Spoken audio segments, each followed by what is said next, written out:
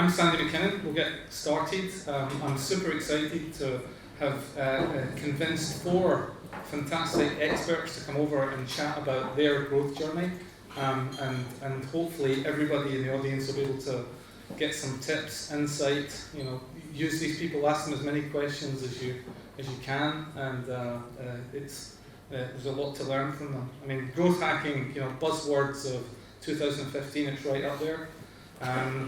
We could maybe have a contest later to see who can come up with the best definition for growth hacking, but I thought that might be a bit churlish to start with. But suffice to say, you know, that not every marketeer that I can see now calls themselves a growth hacker. But, you know, there's a lot here that you can learn, and a lot that you can take to your own business and make more progress quicker. So, but now I've got a kind of semi-captive audience. I thought I would share, you know, my rule number 1, which is kind of always be closing. And any companies I'm involved with, it's, you know, sales fixes everything. And if anybody's not seen that film, you should. And if you don't know what it is, tough. But basically, I'm going to take this as a quick sales opportunity for Techstart NI, because I've got you here now. So, who and what are Techstart NI? We fundamentally are a venture capital business. We're a venture capital fund manager from Scotland, hence this silly accent. We're arguably one of the best early stage VCs in the UK. We can back that up with the deals that we've done, people we've worked with, and the returns that we've generated for people. We're here in Northern Ireland managing a fund with Invest NI. It's government money, but it's been commercially deployed. And we hope to bring kind of gateway to success that we've managed to do with a bunch of other companies that are in our portfolio. Invest NI have put together a really fabulous ecosystem for early stage investment in terms of being able to get money into projects. And what we're interested in doing is turning those projects into companies and helping those companies become global winners. And that's where I get really excited. That's why I get up really early in the morning and come and try to work with you. So the different things that we have these IAP things, which is an investor awareness program, of which this workshop is one.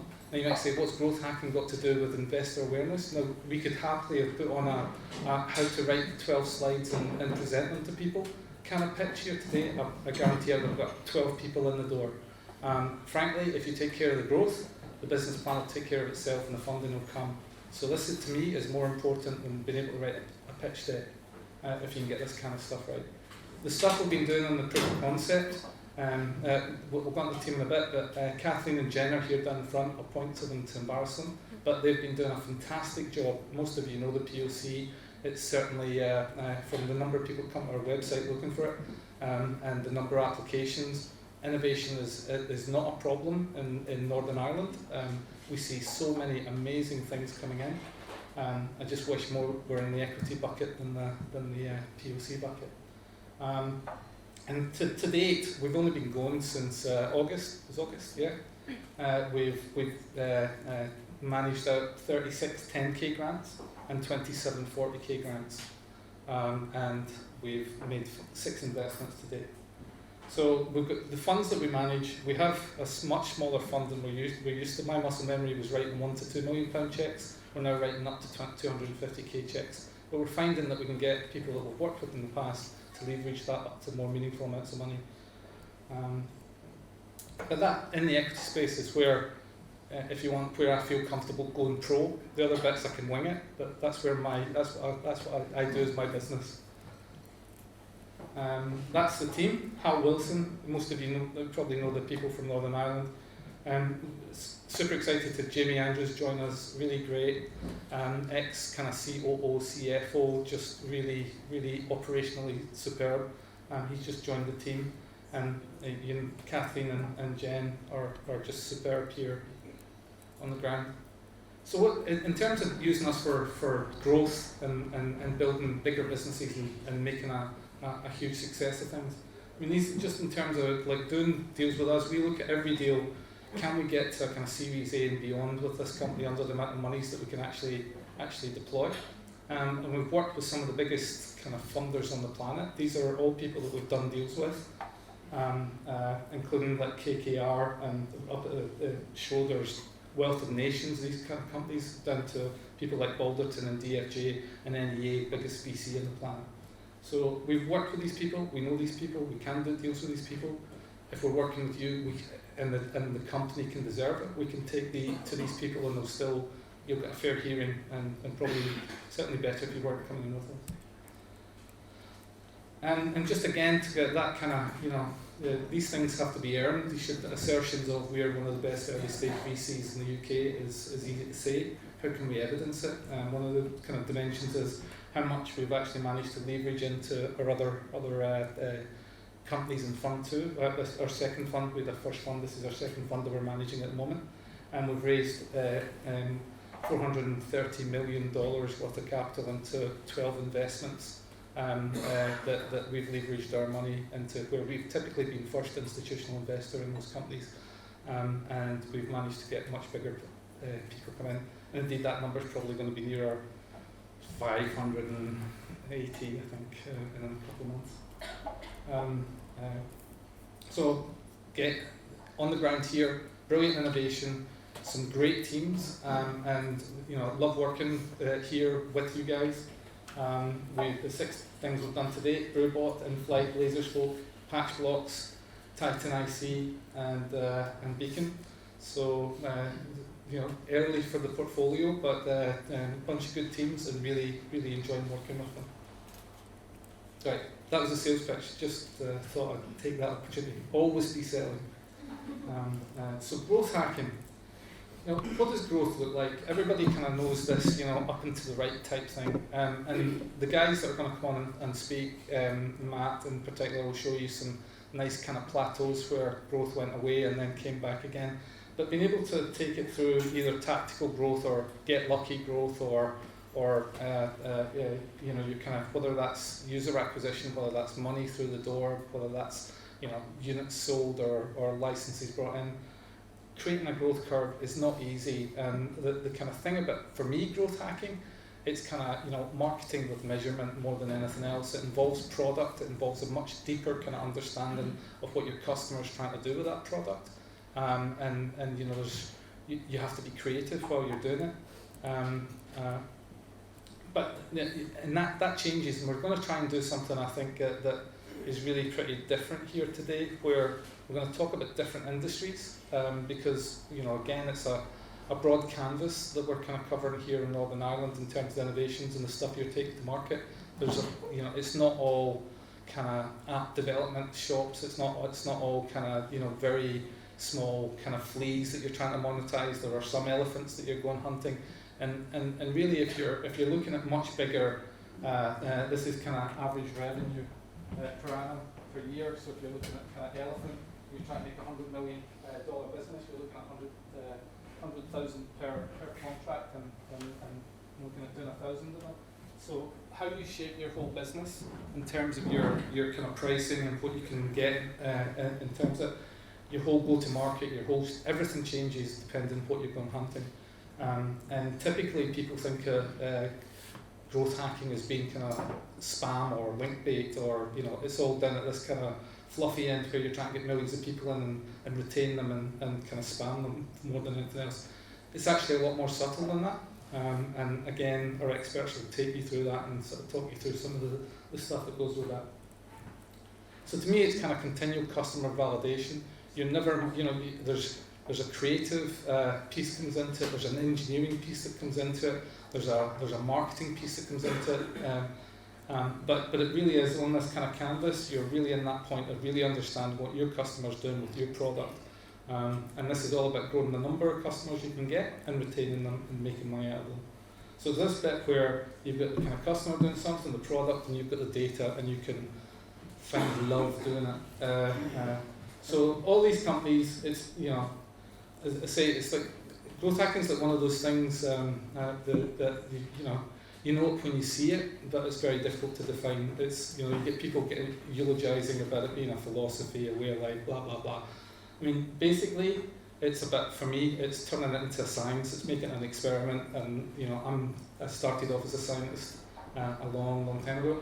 I've never stopped really, and so I'm much happier when somebody can show me data and turn things into kind of evidence-based approaches rather than any kind of faith-based approach. Again, I'll let the guys talk about things. There is a bit where you're trying to break the rules. So, and typically growth hackers find out about easy ways to do stuff before anybody else. So if you can find an easy way to do stuff before anybody else, you can exploit that before anybody else. And then when everybody else catches up, you need to find a new trick. So there's stuff there that you can exploit in terms of, and things like Facebook. If Facebook's a useful channel to go at, when Facebook changes its privacy or something, there's always some kind of opportunity for some people and a problem for others. So there are no silver bullets, but to me, turning it into an experiment makes it so much easier. And as I say, if you can show that you really understand the metrics behind how you grow your business, your kind of per unit economics, which is really your business model, there'll be a whole load of investors or other people companies that want to buy you. There's a lot of stuff just becomes that much easier when you've really nailed what your kind of unit economics are. So yeah, I'm not going to go into these slides because I'm actually going to leave this for the experts to take you through the things that they've kind of worked through. But fundamentally, as I say, it is really turning it into science. You've got some kind of funnel that you're trying to take people through, whether it's a kind of standard internet kind of acquisition, activation, retention, referral, revenue, a la kind of 500 startups guy. What's his name again? Dave. But whether it's this kind of standard funnel, I mean everything. At one level, you could look at an enterprise selling. CRM was a growth hack. You're turning it into a science. You're turning it into something you can measure. How many times did people actually hit the phones? How long did it take for the customer to move through your funnel? And the more you can instrument up, and that's where clearly the internet and apps become that much easier because you can instrument so much, and so you can turn everything into an experiment. And at that point, the kind of what ifs you can run are really very profound, as you'll see later. So yeah, all the kind of stuff you can do on your customer journey to turn it into an experiment. So it's more this mindset thing that I say, turn the data should drive everything, remove your ego from the outcome, be agnostic over the method, and be analytical and test everything. To give you guys an idea of what we do, for those of you who haven't heard of us before, we're an online radio platform, so people upload audio files to us, people listen to them, and you can do it anywhere on the planet. We've been going for about 5-6 years now. We sit at around about 10 to 15 million active users. We're entirely bootstrapped. We're available on pretty much every mobile device, desktop, bunch of car stuff, speaker stuff coming soon as well. So what I do there is I lead the product team, and that involves engineering, product, data, anything which goes out the door on every platform. So I can tell you about how we think about stuff, particularly how we think about data and user journeys. So I'll talk a bunch about it today and a bunch about some of the techniques we use. So this is always our plan. Like, we actually have this, believe it or not, on our wall from 5 years ago. We wrote it down and it's stuck on the wall.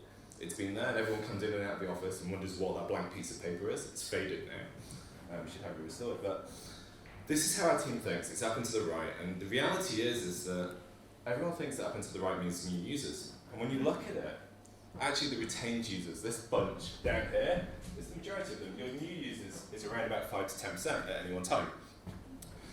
And we realised this about 4 years ago, and we basically took a decision that new users aren't really worth thinking about. I mean, you think about them a bit, but you really need to focus on retaining the existing users, the guys you've got today. And this occasionally you see go horrifically wrong, and it's probably the biggest mistake most startups fail to realise. This is your typical growth curve when things go wrong. It goes up and to the right because they don't really understand what they're doing, they're getting loads of new users, plateaus. And then they panic, they don't understand it, and then it fails. Here's one of our competitors. This is Turntable FM. Anybody remember these guys? So we do a lot of analysis on competitors, to say the least. So this is their genuine monthly active users. And they launched in 2011, rapid growth to 400,000 users, plateau and decay.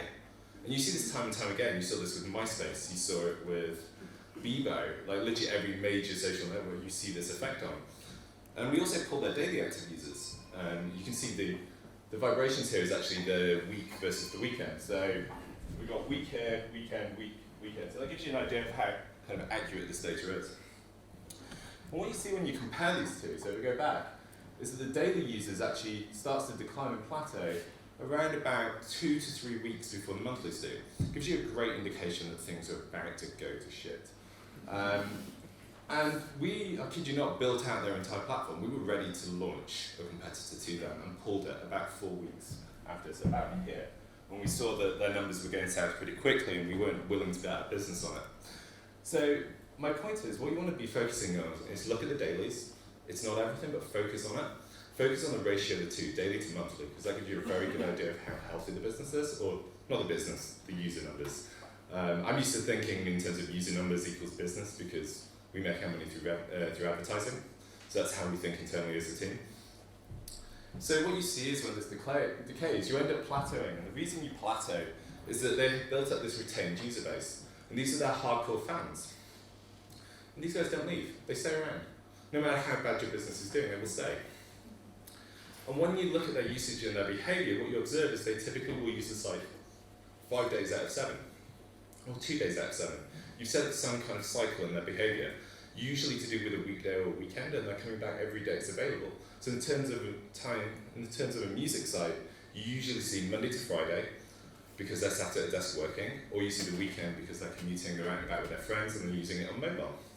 And this is pretty typical of most businesses, and certainly everybody whose data I dig into, I always end up seeing this pattern. For us, we actually see 2 different types of users. Monday to Friday, that's somebody sat on their desktop, and that desktop predominates the use case, and then we see Saturday and Sunday is where mobile usage goes sky high, particularly iPad, as in tablets as well. So I'll talk about KPIs a bit. So this is kind of your flagship. This is how you think about your product. We have one number we care about internally, and that's the listener minutes per month. Well, by per month, I actually mean 28 days. And the reason I mean 28 days is because it's divisible by 7. It ends up being easy to calculate. It ends up flat over a long period of time. Well, hopefully going up, but you don't end up with these weekend ripples. So what you need to do as a company is pick a single KPI, one number, which is important to you and represents your product. For us, this is listener minutes per 28 days. I can tell you now, Airbnb's internal one is night stayed, Eventbrite's is ticket booked, SendGrid is mail sent. Usually a 28-day window, sometimes a 7, sometimes a 14, sometimes a 56-day window, depending on the type of business you are. So auction businesses, you tend to see a bit longer. Something which is a rapid turnaround like us, you sometimes see a bit shorter, but 28 days is typical. My advice would be to pick a single metric, not 4, not 5, not 3, 1. And the reason for that is it aligns the team internally. As soon as the entire team's decision-making process is around one number, you can optimize for it. So we rolled this out in our team, let's say 18 months ago, and it transformed the way every decision was made. Every argument, every quarrel was boiled down to, does it make this number go up or down?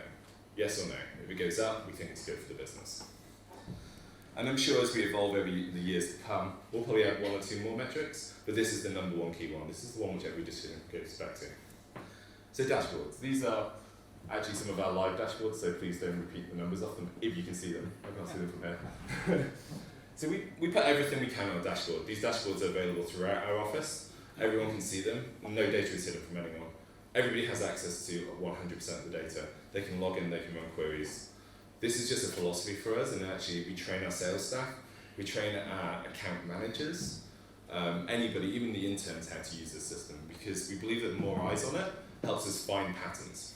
So we use Hadoop, we use Elk, which is Elasticsearch, Logstash, and Kibana. We run Graphite and Grafana. These are a couple of the systems we use. They're fantastic. We use them for alerting as well, so if something goes wrong, we will know about it. So this actually woke up our engineers. This is because commenting has gone sky high. We've tripled or quadrupled in a 24-hour period. Turns out the spam bots have figured out how to break our systems again. They're annoying.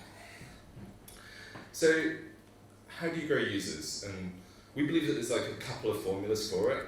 And we call this entire system user accounting. This is how we think about the process of a user evolving. And if you take anything away from my talk today, take this away. Run this on your model or on your users and see how it holds up. So we think of users as in three states. Active, so that's these guys up here. Inactive, down here. Active is defined as somebody who touched the service in the last 28 days. So they listened to a piece of content in the last 4 weeks. Inactive is somebody who has previously listened, say, a year ago, but didn't listen in the last 28 days. Then we have dead. These are the guys who decided to cancel their accounts and permanently close it down. And then we have 4 user states. These are 4 things the users can do. They can be born, so they can sign up to the service. They can come here for the first time and experience it, and then by default, they're active. They can sleep. They were active, and they became inactive for whatever reason. They lapsed. And then you can awaken them. These are your old inactive users. Maybe you had an email address for them. Maybe you emailed them, they came back to awake. So these are guys who didn't use your service 2 months ago, but did this month. It's kind of a uniquely beneficial relationship for these guys. If you can get it right, you can bring back lots of people from this path. And then you've got the dying users. So what you find is you want to maximize this, you want to minimize this, you want to maximize this, and you want to minimize this. Very rarely is this consequential, right? Normally you can ignore this bit, but it just completes the picture for now. And what we want to do is we want to drive this here as high as possible. And we want to kind of reduce this, but this will continue to grow no matter what you do, because you'll find that most users will come in here, use the service you and go to inactive. But this is still a huge opportunity. So what we do is we plot this, and we measure each of these points, and we measure it every 7 days and 28 days. And we literally just take a book of accounts for our users. So here's 2 sites for an example. So site A starts with 1,000 users in one cycle, ends up with 1,500 in the next cycle. Site B, 1,000, 1,500. So these sites externally are growing exactly the same, like from 1 month to the next. But when you dig down into their data, what you realize is this one has got 800 new users coming in. 100 chose to cancel their account, or kill it. 300 moved from the active to the inactive state by sleeping, and only 100 came back from inactive to active. So these guys are actually bringing in lots of new users, but their retention is really bad. When you look at this service, which has exactly the same growth curve, you'll notice that only 100 new users came in, no one died, no one slept, they managed to reawaken 450. So these guys are doing an amazing job of bringing those inactive users back awake again, and also retaining them, but are really bad at user acquisition. And when you dig into most startups, you'll find that they either fit 1 or 2 categories, usually this type of company. They're bringing loads of users, churning them, and they will go up and go down again. What's more interesting is when you see somebody who does this, where they're continually compounding users at a very slow rate. Because this, you can actually acquire users pretty easily. That's not too hard to do, but fixing the retention is a nightmare. So I would advise you to look at your product, look at your types of users, just do these calculations. It's a little bit tricky, but once you've done it once or twice, you'll start to understand where your opportunities are. So you might realize that you have to focus more on retention or on acquisition, and we do this all the time, and 9 times out of 10, our problem is how do we bring more users back from that inactive state, not how do we acquire new ones. Retention curves. This is another tool we use pretty regularly. We take the idea of a feature and we plot it against 0 to 7. And this is how often do users use that feature in the last 7 days. So about 55% of users used it once. About 20% used it 2 days out of the last 7. About 18 used it 3 out of 7. This is how many people retain in the first week. It's actually a slightly bad chart for explaining this. But by plotting these curves, what you can see is there's actually a huge opportunity to move people from 1 to 2. 0 to 1, actually doing pretty good at. And what you find is that moving people from 5 to 6 is a nightmare, and moving people from 2 to 3 is always a nightmare, because of the weekly cycles I talked about earlier. So we tend to plot these for most features, and then look at how users are interacting with each individual feature, and what percentage of users.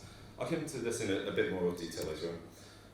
So you kind of know how your users are evolving, but what are the main opportunities? What product features should you be doubling down on? Which ones should you kill off?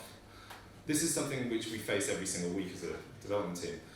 And we solve it in basically the same way every single time. The first thing we do is brainstorm a dozen things which we think correlate to user retention. In this case, this was one of our last brainstorms. It's maybe 30, 40 items, I'm not sure. We then take each one of these and we plot a curve for it. And these curves, once you begin to understand them, tell you a hell of a lot about how users are interacting and behaving. So for this one, for example, this is how many people did you follow in week 1. So, I don't know, basically nobody followed 50 people, a bunch of people followed 0, a bit less 1, and you kind of see it decaying. We plotted it for 2 different groups of users. The blue group is users who did not retain on the service. The red group is users who did retain on the service. And you can see that these curves basically perfectly overlap in this case. So from this, we can ascertain the number of people you follow in week 1 is essentially irrelevant to whether you stay around on a service, which for us came as a huge shock because we spent 4 years optimizing that. I'm not sure why or how, we just decided it was the best growth instinct we had, but it's wrong. And we changed how we think about it based on this graph alone. So we then flipped this over and said, what happens if we ask the question, how much did you listen in week 1? So again, we have retained users in red, they're not retained in blue. And we find that roughly 70% of the not retained people didn't listen in week 1. That's a pretty big opportunity there. You can't see it, I'm sure, from back, but about 30%. So this is the red curve here. But the important thing to note is that the red curve is skewed to the right. And they're the retained users. So what we're seeing here is that retained users are more likely to listen in week 1 than the unretained users. You have a big problem with this that it could be cause or effect. There's ways of breaking that down and proving it.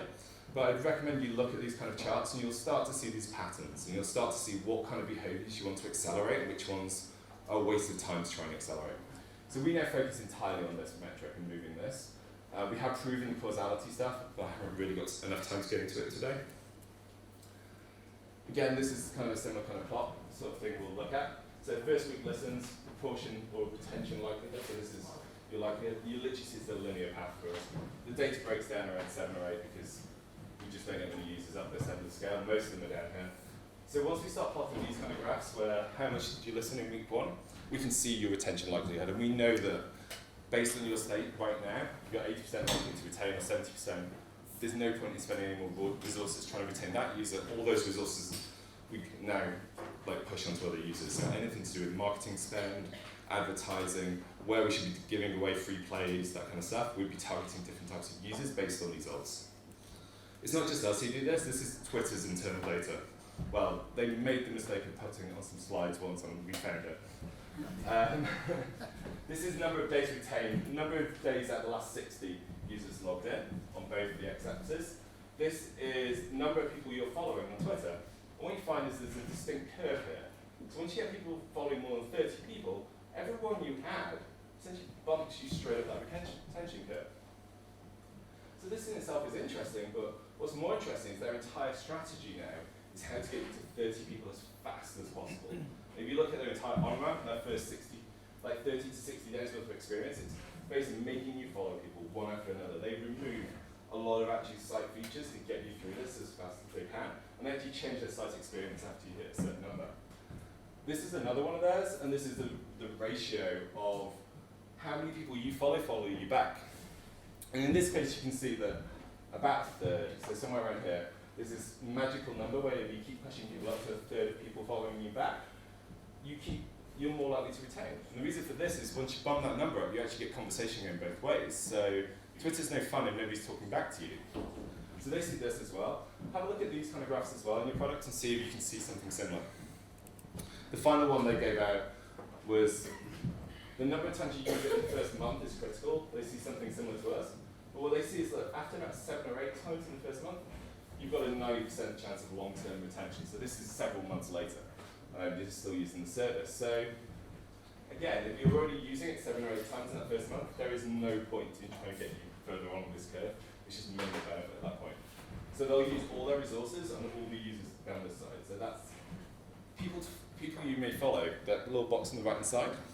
A lot of those people on that will be the people down in these categories, like down here. They're trying to push you towards people.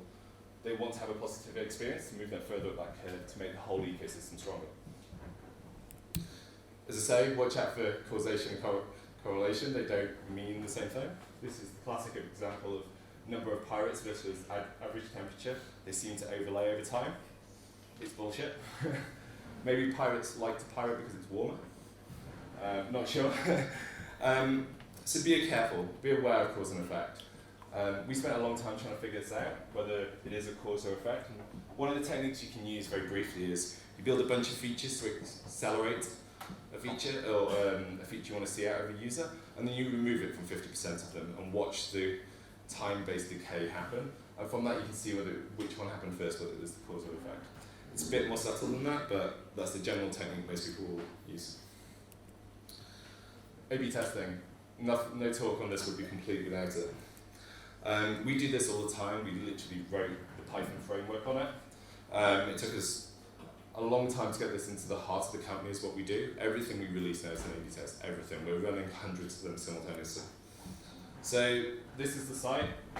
One of the dumbest A/B tests I ever ran, and I'm sure a lot of you will try these first up, is colors of buttons is really bad. Don't ever do that. It won't make any difference. And we ended up trying to test whether changing this to French would make any difference at all. Turns out no, doesn't, not even in France. And I can show you, this is kind of a standard set of numbers. So this is what happens when the people see the control. So we've got about 20,000 people, give or take, in it. What 20,000 people we sent the French version, about 11,000 people played, about 11,000 people played. It's about a 1% difference. This is just not worth our team's time. It's the number of times we've run these of small things, never once have we been shocked by the result or been worth it. And what we do instead is big changes, like take the entire page, rip it up, redesign it. It costs a massive amount of manpower, but the gains are monumental. So this is the page you see after you finish an upload. This is 3 variations of it. Well, there's actually 4 tests here. The first one is there was no page. And then we had a page, slight variation, another variation. And these are literally telling you what to do. You've uploaded a piece of content, share it on Facebook, promote it by buying some ads on our service, embed it on your website. Again, share on services, buy ads, embed the widget. Same deal again, with a slight ad unit over here. Not an ad unit, but a recommendation you buy the premium account or pro account where we take a subscription revenue off you. So you show you the results on this. We put about 10,000 people through each one, about 11,000, loads of green. What you'll notice is the control without anything. So let's take Twitter sharing, for example. About 500 people shared it. In this case, we've doubled it by adding a page to it, so about 1,100 in this case. So 87% increase, significance level 100%. Again, checklist full, nicely up. Option with card, nicely up. But the important thing to take away is actually between these three, the 3 different pages, there's a little bit of a difference, but nothing great, like nothing huge. Like, sure, these are maybe 20% difference, but the big win is having that page. Going from nothing to something is huge. And we find this time and time again, it's whether the feature is there or not as a whole which makes a difference, not the micro-optimizations around the edges. So how big is big changes? This is like probably the biggest A/B test we've ever ran. We did this time last year. We did a 100% redesign of the entire service. And we ran this as an A/B test. This is, yeah, the team was willing to bin the entire code base, 6 months worth of work if this test did not fail. Or did not win, sorry, not fail. I recommend if you're doing this, go big, go really big, because that's where the wins are, don't go small. But you have to be aware that if it fails, you have to bin that work. And I've seen so many teams go really big like this, the test doesn't work, and they're not willing to delete it, or they're not willing to back down from it. It's too much ego, too much time, too much energy has gone into it, that they're emotionally invested in it winning. And the ability to step back from that is incredibly important. It's your job as a management or leadership within that team to make sure that they're willing and they know the consequences of it. So kind of final slide, or final couple of slides. I recommend you try something called AA testing. So normally you have A/B testing, we have version A, version B. AA testing, you have version A and version A. There's no difference. The importance of this is it gives you the ability to detect when you're making mistakes. So you'd expect no changes, nothing to be significant. And the number of teams I've seen who've run this and discovered that something is significant and they should be doing it, when both are identical, it kind of gives you this immediate insight internally that you've just screwed up and you don't understand what you're doing, the data's wrong, something is wrong. It's incredibly hard to do this stuff correctly, and there's never any feedback that you're wrong unless you do stuff like this. You can go one step further and do AA/BB tests where you have 4 versions, 2 are the same, and another 2 are the same. That helps a lot as well. The numbers get a little harder to run, but there's a bunch of maths you can read online about this. So kind of final slide, and this is the philosophy of my team and how we think. A good plan violently executed now is far better than a perfect plan next week. So if you're going to do this stuff, do it today. Time is massively important. Don't wait until tomorrow. Cheers.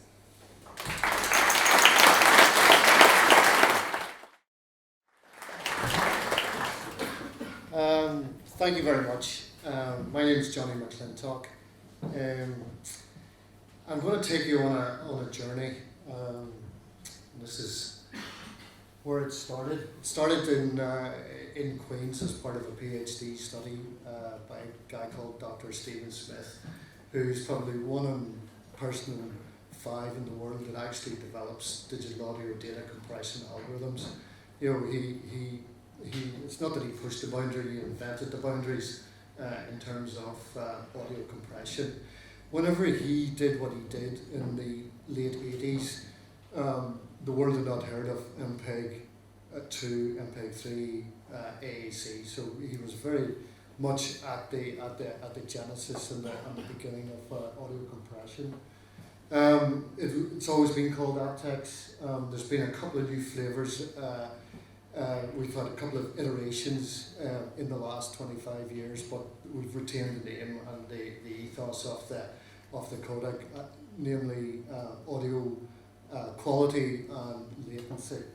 What I'm going to do, just to finish off on the point of my introduction, I look after sales and marketing. I wouldn't consider myself a technologist in the slightest. I'm vaguely interested in marketing simply because it provides air cover for sales. It's all about closing the business, and it always has been, for me anyway. And I think we've proven that over 2 or 3 businesses where we've adopted the same model that has generated some degree of success. But you know, there were awful times, and the journey started nicely, and then it just fell apart. It was a train wreck. It was a bloodbath. It was awful to live through. But we had to probably go through that to have a real close insight to how bad we were, to come out of that, to become the company that we were, to get to a place that now has got aptX and 1.5 billion devices worldwide. So that's the principle of it. Where we are today, in terms of aptX is in Bluetooth, so we have to live in the source side, i.e. the smart device, and in the headset speaker or the headset or the speaker or the sound bar. So that's the model that we do. Everybody who touches the code needs to have a license. The model that we've worked out is that it's almost impossible to get a revenue from the source devices, and we had to move to a place that we got our revenue from the decoders. Whenever we started off, we thought smart devices, Apple, Samsung, they're good for $1 million, $2 million, $3 million touch. Let's see what we can get out of them. As it turned out, we could get nothing out of them. But we had to live through those tearful moments to realise that the revenue was actually on the decoder side, not on the encoder side. So where we are today, we've got about 500 products out there, big in Android, needed to learn a lot about that. We're in the Mac OS, BlackBerry for what it's worth, Intel, Linux, we've got it available on various ARM parts as well. So big on the source of devices, but this is really where we generate the revenue from. We didn't know that whenever we got involved in consumer electronics. We thought this is going to be Klondike. It wasn't in the slightest. Partly because we were licensing IP and we were licensing the rights to an audio codec. In truth, these guys they've got so many other concerns. To have an incremental benefit in audio just didn't even get onto the radar. So we had to suck that up, live through it, and move on. This is just a small list of the licensees that we've got now. So here we've got Samsung, we've got Apple, we've got Microsoft. The list goes on. I could throw up things like hundreds of these. But the journey where we came from to where we are now, and this, I suppose the point of throwing this up is really just to show everybody. And I did this on my own before I'd seen your growth curve, and it matches with Adam's theory as well, or Matt's theory as well. So whenever we started, everything was hunky dory. We had aptX on a mass run. We were selling that out to OEMs and we were designing our own products. Life was good, but the company failed to invest in research. And even though in around here we had about 35 people, we're doing about 3 million a year, 3 million pounds, 3.5 million pounds, I think it was. It was good in terms of revenue, but it really was just a disaster waiting to happen, because we were we weren't recognising the fact that the competitive landscape had changed because MP2 had been launched, nor were we listening to what our customers were saying. Our customers were saying, we don't want to have a mask ROM, we want to be able to license your technology. We want, there's too much risk to our IP if we go down that route. We want to sell mask ROMs. The market walked away from us, overnight it walked away from us. And that's where we came to this point here. It was a bloodbath. There was 24 of us in the company at that stage. We had to let go 1 and 2. We in one Friday afternoon we let go 50% of the workforce, and that was a tough place to be. But we had to do it. We had to do it quickly, and at the time as well, we had very little market credibility. In around this stage, myself and my business partner who went on to buy the company, a guy called Noel McKenna, we got the people around, the people that we left, and said, the future is in our hands. The only people who can dictate what's going to happen here is ourselves. And at that stage, we managed to get back.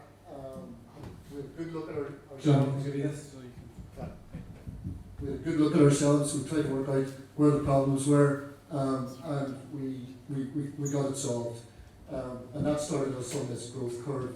And that took us back to a place in around here, 2009, 2010, where we had got ourselves to about £6 or £7 million turnover, 60 people, and that's whenever we started to sell off. We actually split the company in two, and we sold off the hardware to a French company called Automat, and then we sold off the IP side to CSR, Kimberley Southern Radio. And that's where Aptech sits now, and that's where we are. We were bought by CSR to basically recover Bluetooth based on on the credibility that we have in terms of our audio pedigree. So, what did we do? How did we do it? Like I said, I think we just sat in the room. The 12 of us sat in the room, and we were honest with each other. And what do we have to do? We had hardware problems, and I said to you about that opening line about I wouldn't buy your crap. That's a line given to me by a guy called Simon Mason, who's purchasing an NTL. He said, if I bought your stuff, I would be sacked. So that was a hard moment to accept. But that was thrown out, and we had to make a choice of how we dealt with it. So we dealt with our quality issues. As it was, we were trying to do everything in-house. We weren't manufacturers, so we outsourced that. Kept it on the island. We did it with a company called Elite in Enniskillen, so we had a bit more control and access to them. But we decided we did R&D, we did sales, we did marketing. We don't do manufacturing, so we got rid of that. We also had to accept the fact that Aptech was not the strength that it was whenever it was launched. MP2, MP3 was there. It was there for a good reason, and we couldn't ask our target market to buy our product with Aptech inside and another product with MP. We had to bring in MP into our products so that we could then find a way of convincing people that Aptech was the right technology. And then we embraced licensing of the intellectual property, and we licensed to our competitors, which at the time was a tough thing to do because we were in competition to them, yet we were suppliers to them as well. And that took a little bit of teasing out. Was that the right thing? Were we going to risk what the revenue streams that we had versus the revenue streams that we wanted? But it became the only choice we had. So I wouldn't say it was brave. It was just pragmatic. And then within the company, we challenged whatever we were doing hardware. We challenged everybody to be the best in class. Yes, we were competing against ourselves, but the hardware had to live and die on its own feet. And it was really down to the engineers and everybody around that to develop the best product that they possibly could. We developed this winning culture. And Noel, if anybody's ever met Noel, he's a very charismatic guy, brings people along with him, shares a vision, is strength of personality brought everybody with him. You know, he tasked everybody with very hard targets, but everybody rose to them. The sick point as well, we became friends with our customers. Before that, the customers were just a means to an end. Let's see how much we could hose them for. They don't know anything. That was just foolish in the extreme from us, and we just went out. Said the customers, we need, not only do we need the revenue, we need the feedback from the customers so that we can have our product development. So there was a maturing from ourselves on how we approach that. Marketing, I'm going to talk a little bit about that. The awards, we were big on the awards. The awards in their own right, you know, it is a lot of time and effort whenever you have to sit down and do it, forms and applications and all the data that needs to go with it. But the feel-good factor, there's two things out of the awards. The feel-good factor that you get from it as an organisation and the people within the organisation, you know, everybody walks a little bit taller. You know, the day that we got the Queen's Award for Export, or the day we got the Invest in I Exporter of the Year, or we got the CS Bluetooth SIG Award, the next day, okay, with all the headaches, but everybody was walking a bit taller. We all felt a little bit better about ourselves. That's the internal side of it. The external side was the fact that we could leverage off that for the information out into both the Northern Ireland trade, which was good for our investors. It was good for whenever we were recruiting, but as well as that, you know, whenever we put it out into the actual trade, our own trade industry in the audio, it just built that credibility as well. So, you know, that was one point that we were strong on. Did it suck up cycles? Yes, it does, but you get the benefit from it. And again, this last point here is the flexibility on the pricing model. You know, I go back to that model of, you know, we thought Klondike was going to happen out of the smartphones, and we could let Klondike out of the smartphones, and then money that we get out of the headsets would be buttons. As it turned out, the buttons was actually the key point, and we had to walk from what we thought was the original model. So it's just be aware of flexibility. Marketing, couple of points on this one. You know, for me, the trade show was just the lifeblood of our company. The way we conducted ourselves, the run-up to the trade show, the 2 or 3 months, what we were going to do, who we were going to show it to, what products we were going to do, how I charged every person who was going to a trade show with a performance metric. The sales guys, if we were there for 4 days and we were there on the show floor for 10 hours each day, I expected each sales and marketing person to have 40 meetings set up through that trade show. Where I got to on that is I genuinely believe that there's a psychology around trade shows. People don't want to go onto an empty trade booth or a booth, yet they will go onto one that is full of people. And I felt that if we could make sure, with all the work that we've done in advance, to make sure that there was a lot of people on the booth, then we got traffic through it. So that was just you know, I could watch the miracle. I feel I could write a book on that one. But thought leadership, this is big for me as well, or this is big for us as well. We set ourselves up, put our hands up saying, at the time it was about audio over IP for the broadcast industry, and we said we want to be the people that everybody aspires to, that come to us for advice. So we wrote white papers, we created case studies, we led seminars, we did round tables, we did everything possible where we could be perceived by the industry to be the people that were developing and delivering the solution for audio over IP.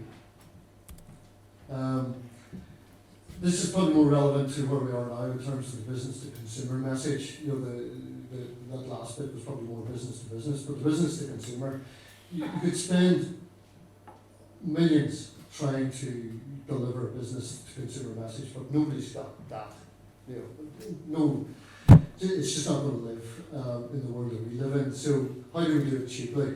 And we found that the best way to deal with that was engage with the reviewers, the bloggers, and the editors that were going to write on products that were going to be launched by our customers, so that by the time that starts to flush through, those products start to flush through, that the editor's aware of it, and then it give you a reference in the review. So we found that that was the cheapest way of getting our message out there. Now it takes time, takes energy, but relatively speaking, it was a cheap way of achieving the air cover that we needed. Rolling Thunder. This is all part of the trade show activity. So from 3 months out, everybody was aligned. We knew what product we were launching, what products we were launching. We knew the target market that we were launching it into. We knew the messaging. And for 3 months out, we were issuing e-shots. We were working out ways of getting people to our booth. We were highlighting the fact that we were doing white papers or doing all of the detail around thought leadership. So we did this probably every 2 weeks from 3 months out, so that by the time that D-Day came, everybody was prepped, and we'd done as much work as we possibly could prior to the show to get as much value out of the show. Shows cost money. We would have gone to NAB, taken 5 people there for a week, probably cost us in around $100,000 by the time we paid for all of Noel McKenna's all his taxes. So it was important. It is a big investment, but the value you can get out of it is invaluable if you actually do your prior work. Again, this is probably more of the business to consumer. Once we had got our first licensing, it was Sennheiser, Bluetooth headset from Sennheiser.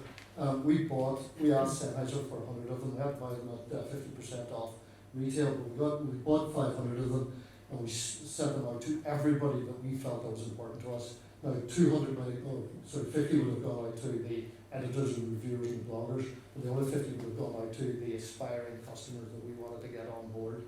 So it was just a way of getting some mind share from our target market.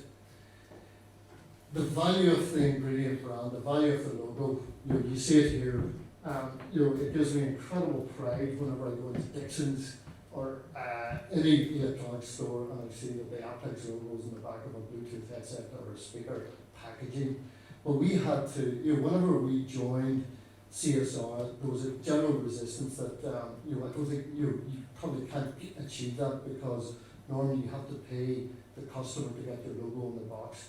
We found if we created the value around the logo, that the consumer electronics manufacturers would adopt it and drive it.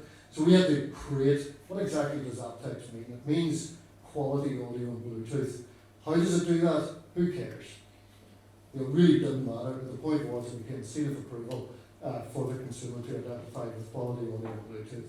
So once we had established that principle, then we found it was a lot easier to get our logo on the packaging. Part of that ingredient branding was leveraging off our heritage. Back in the day, we had huge success with Steven Spielberg and Jurassic Park and Saving Private Ryan. And some people find it, you 20 years on, you're still going on about it, Johnny, but what's not to like? So I still reference it. And we also had a good relationship with George Lucas as well from the Skywalker Ranch post 9/11, where he used our technology to do 5.1 mix approvals because he couldn't fly the directors around because the world had changed post 9/11. So we leveraged off the fact that George Lucas had tested a lot of technology and used Aptex as well. And that always seemed to open doors for us as well.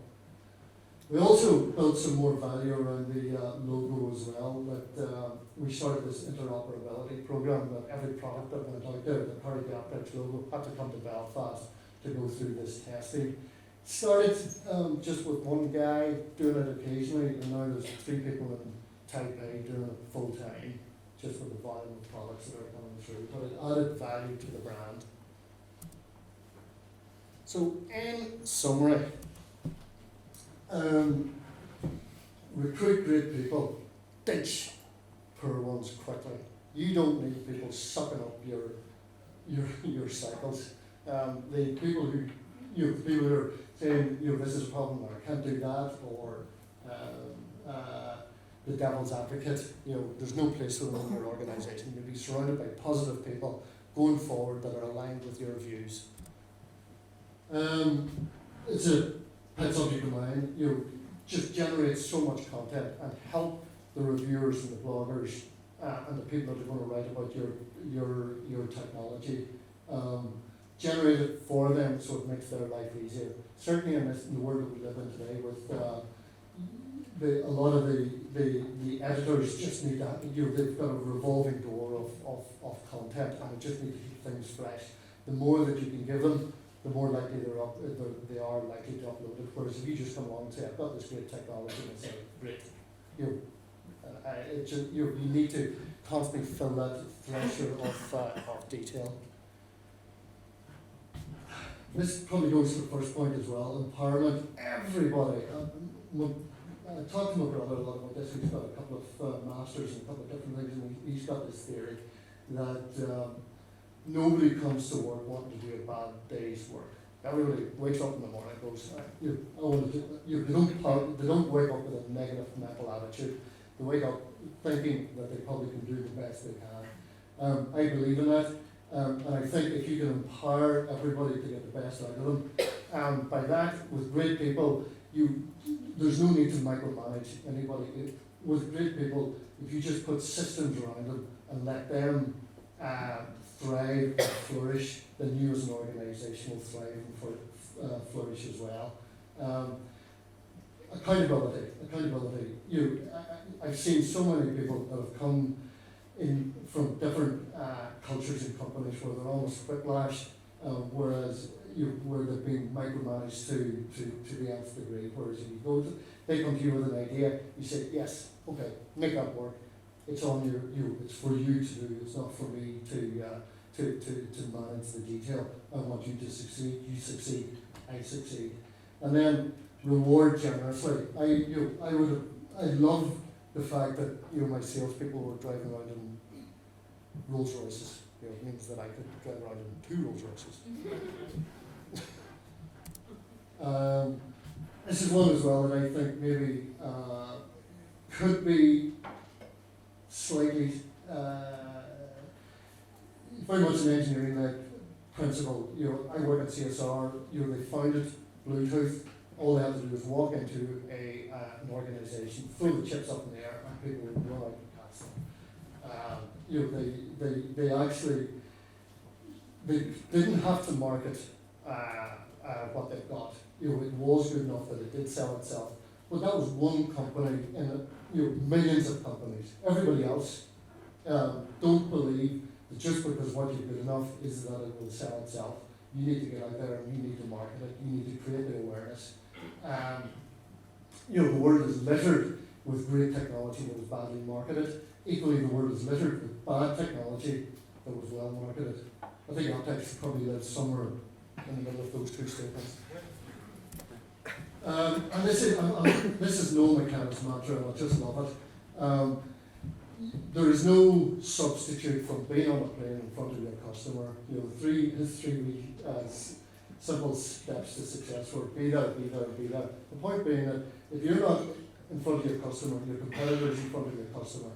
It's as simple as that. How much do you want to do? So, if you're starting this journey of a dream of a company that you feel has got great growth, great potential, all of that, then you're just going to have to live in it and get everybody involved in your circle.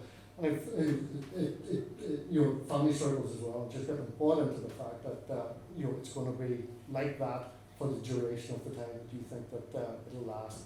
5 years, I know whenever I talk to Emma, my wife, whenever we bought the company in 2005, I said, 5 years. I'm going to give it absolute Dixie for 5 years, and it's, would you be able to clean up the mess that I leave behind? And she said, yes, we can dig in. The pair of us can dig in and make this happen. So I think the key point in that is you need to have family support to make that happen. If there's going to be a stress on it, then you probably have to look at, is it really worthwhile? Because whenever it all happens for you and you're counting the millions in your bank account after your successful exit, you don't want to be alone. You need to have people along with you on your journey. Well, some of you may want to be alone, continue. Thank you. Great.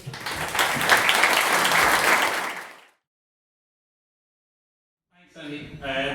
Okay, so I'm going to tell you a bit about Diet Chef, but I should probably go back in time a little bit since Sandy's discussed that. I mean, I'm a guy who's been involved in technology for far too long, and one of the things I did was I ran a technology company in that thing that nobody really remembers about, which is called the dot-com boom. So I started a company. We raised about £60 million.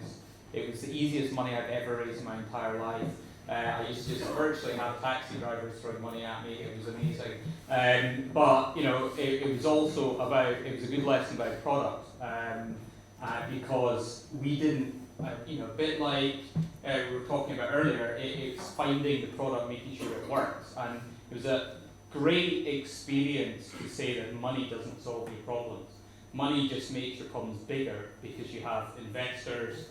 Unfortunately, I had little old ladies who put, you know, money in for, you know, when we went public, phoning up and saying, well, why not selling more? You know, what are you trying to do?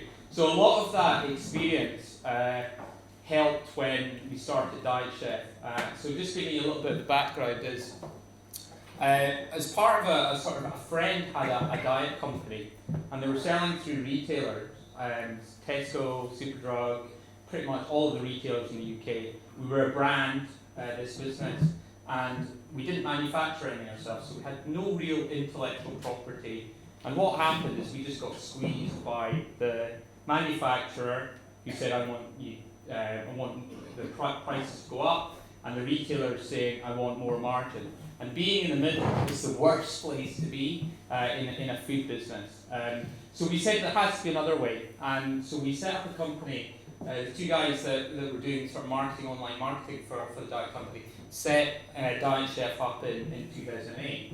And it's not that we didn't want to raise money, or we were trying to do a lean startup. It's just that we just got on with it, and we didn't really speak to anybody. We didn't think about raising money. We just really sort of thought about what the customer wanted. So we started with £100, and we have never had any external capital from anybody. I mean, even the bank. So we've got no debt. The business is completely self-funded, and within 4 years, it was in Sunday Times Fast Track, and we had grown at 229% compound annual growth in revenue. We were profitable all the way. We never lost money, apart from 1 month of the year.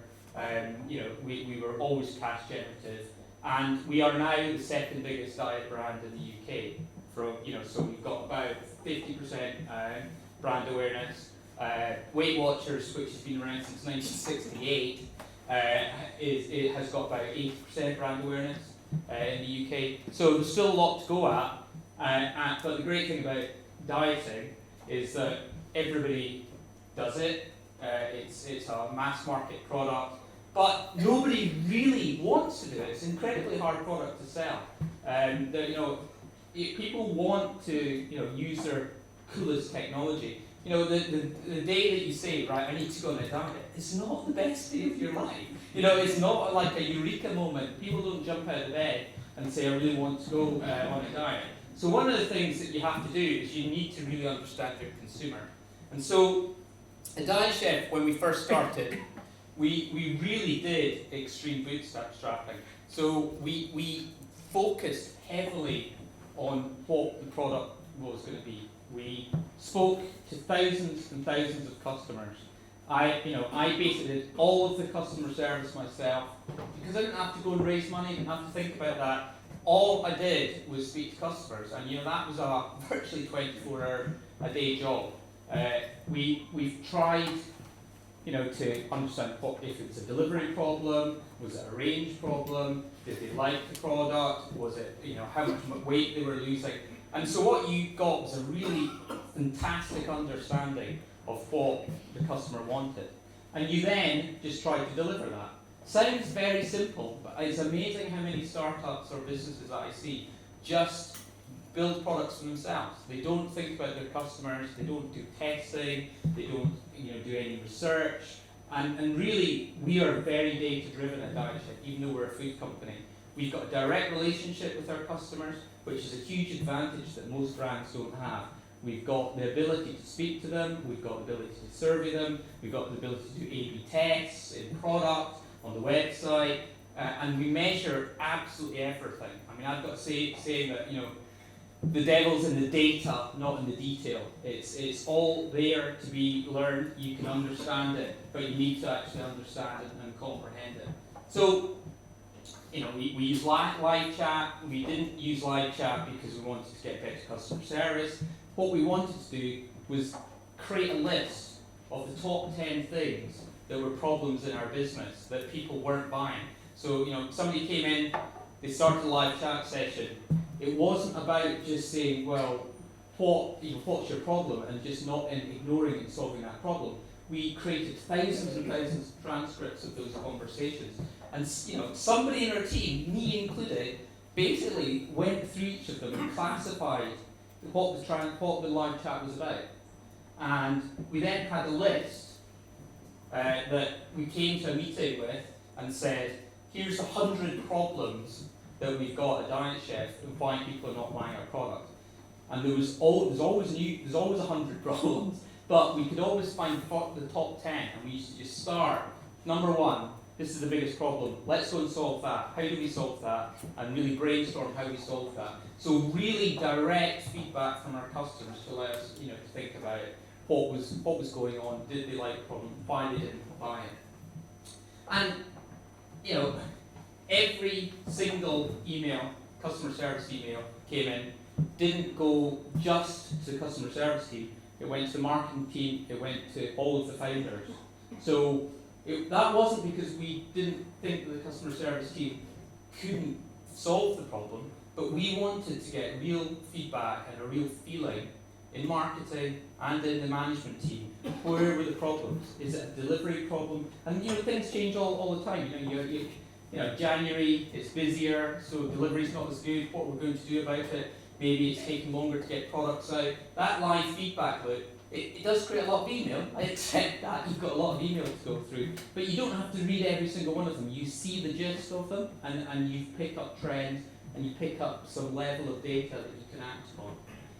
And probably the best thing that we ever did was we did NPS. So as part of the product, when we introduced a survey at 28 days, where you ordered the product, you got it, would you recommend this product to a friend? And we measured it. And we, like a lot of companies, we had, when we first started, we were in a negative NPS score, so people wouldn't recommend the product. And we just worked day after day to try and improve it. And if I had a graph here, I could show you over the first 12 months. We didn't change our marketing mix, we didn't do anything about marketing. All we did was we focused on getting the product absolutely right. And a lot of people just don't do that. And if they do it, they get it right for themselves, they don't get it right for their customers. We had a huge amount of data from customers that we could act on. Most good brands do focus groups, do surveys. We do them every 3 months. We try to understand it. They do get a bit repetitive because the top 2 problems I can tell you why people don't buy Diet Chef, and it's been the same since day one, is it's too expensive and I don't know if I like the food. So those 2 problems have been there since day one. I can't really solve them. That is the problem, is I could reduce the price, but then I can't spend money in marketing. I don't know, I could reduce the trial cost of the product, which is something we've tried in the past, but it can have horrible impacts on your business. What Matt said is absolutely right. It's big things that make a difference, but big things can also go wrong. and the problem is, if I spend £100 to acquire a customer, I spend £4 million a year on marketing, which is unusual for food brands. If I spend £100 on acquiring a customer, and they spend £20 with me, and then never buy anything else, I'm screwed, and I'm screwed pretty quick. I run out of money in an incredibly quick time. And so what you need to do is try and work out how else you can deal with that. And so really getting to the bottom of those focus groups, understanding customers that have bought, how can we improve it, customers that haven't bought, why are they not buying, and trying to look at that. there's some basics that I see that I stress about in lots of businesses that in sort of e-commerce that just they don't get the basics right. Fast delivery, really good support, making it simple for your customer to buy. A lot of people just don't get those basics right, and if you don't get those right, you will never get customers. It doesn't matter how much time you think about the product. You need to get some of these basics right. Having, one of the ones that I've seen a lot in especially in clothing retail is actually having the product. The number of times people say, I'm looking for this product, you get to the website, they don't have it in stock. That is just, there's no excuse for that. There is absolutely no excuse for that. You should always have the product in stock. So the product is, I suppose, my number one thing, and I bang on about it all the time. I love product. I think it's where I went wrong when I ran a technology company. I didn't focus enough on the product. I focused much more on fundraising and not enough on the product, thinking that funding would solve the product problem. To solve the product problem, you just need to be focused on it. The next level is, once you've got your product right, is how you're going to get growth. And unlike, it's an expensive product, DiveChef. It's 600 to £1,000 purchase over the life, the initial life of a subscriber. It's a subscription product. So there's always a maximum cost. You know what your margin is. I've got a margin because I have to, supply a physical product. And there is a maximum cost that I can spend to acquire a customer. Now it's great if I can find other sources that are lower than that maximum cost, but everything's measured against that boundary, because if I spend too much acquiring customers, then the customer will not pay back quickly enough. If I can spend too little, well, I just keep on spending until I get to that point that it breaks. It is a model. It is nothing more than a model. So average revenue per user, cost of customer acquisition, how much margin you've got. And one of the things that I've seen a lot in our business, and I don't think it's unique, is that if you pick one metric, which Matt suggests, sometimes you don't understand the impact on some of those other metrics. For us, all the metrics are quite linked. I mean, we don't have that many. We have average revenue per user, gross margin in terms of how much profit will we get for every order we ship, or contribution we'll get for every product, and average length of stay. And because we're a subscription business, we've got that down now to a T. And we can do amazing things. We can change the offer on our website, and we will change the average length of stay from £600 to £800. Now that is an extra £150 worth of contribution. Not by changing a button colour, but maybe just by changing the offer slightly, or changing the promotional activity slightly. But as I said, the problem is also you can get it wrong the other way. And for us, it's a very fine balance in the business. Because we don't have any external funding, we have to always get it right. And we're always scared about breaking it. Now, I'm sure we could grow faster, and if we wanted, we could go into sort of a huge loss and come out the other end much bigger.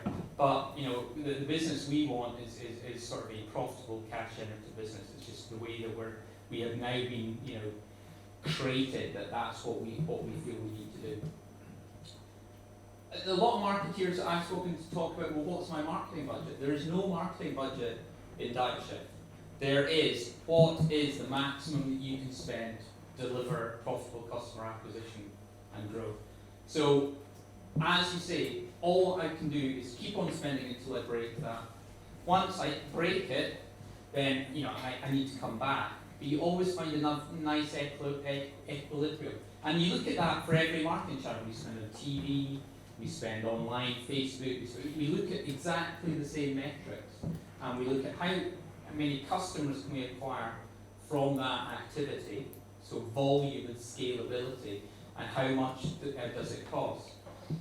We used to have this drop-down list which said, who did you hear about us? TV, press, inserts, social media, and we had this last one which was called Other.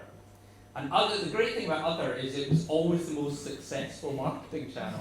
and what we used to say at board meetings and say, well, we should stop doing TV We should stop doing social. We should just spend more money on other. But we could just never find out what other was. So you have to look at it in a quite a pulled together way. And for me, as part of your management, if you've got departments or founders in the business, don't game the metrics. You have to have brutal honesty about it. I can acquire a customer cheaper, but is the volume there? These things are just so interlinked in the business. You really need to understand the whole metrics right the way through the company. So for us, if you sign up for a 3-month subscription, we get less customers, but they're worth more. If you sign up for a 1-month subscription, you get more customers, but they potentially don't stay as long. And it's exactly that thing about habit forming. And in some ways, we are using subscriptions to make you successful to diet is the first thing, but also to make us successful because it works for us as a business model as well. Most people don't like subscriptions. I could double my conversion rate on the website by distributing subscriptions, but I need to fund that as well. So it's a balance between those two things. So it is a machine, and it is like pouring, for me, marketing is pouring money in the top and getting money out the bottom, hopefully more than you pour in the top. A lot of people talk about, you shouldn't spend money in marketing. For our business, it's the lifeblood because it's an incredibly high value transaction. And if you look at it as a percentage of the sales of our business, it's actually not that bad. It's just a big number. It's a big easy number though, which is, spend money in the most lazy way you possibly can. Andrew, my co-founder, is marketing director. He would spend a lot of time lying on his sofa doing nothing. And, he kept, I used to phone him and he said, "Oh yeah, I'm completely flat out." And what he meant was he was lying down doing absolutely nothing. Because if you get things right, and if you find a marketing channel that works, just do more of it. That is the thing for me that is incredible. TV, everybody says TV is expensive. TV is incredibly cheap. We talked about trade shows. I had somebody phone us and said, "Look, what you should do is go to some wedding shows because people who are getting married want to lose weight again, cause and effect." It's quite an interesting impact.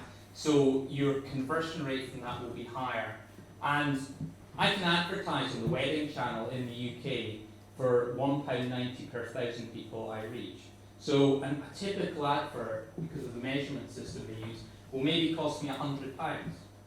So that's £100 to show an advert to 10, 15,000 people, which is more engaged. Everybody says, well, TV advertising is not that engaging.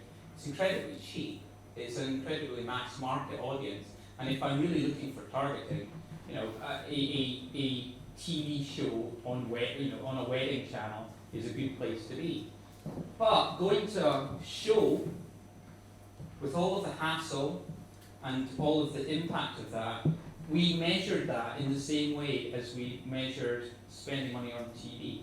So Andrew, when the salesperson from the wedding show wedding event phoned up, he said, "How many people are attending the event?" I said, "Well, probably maybe 1,000. I said, "Right, okay.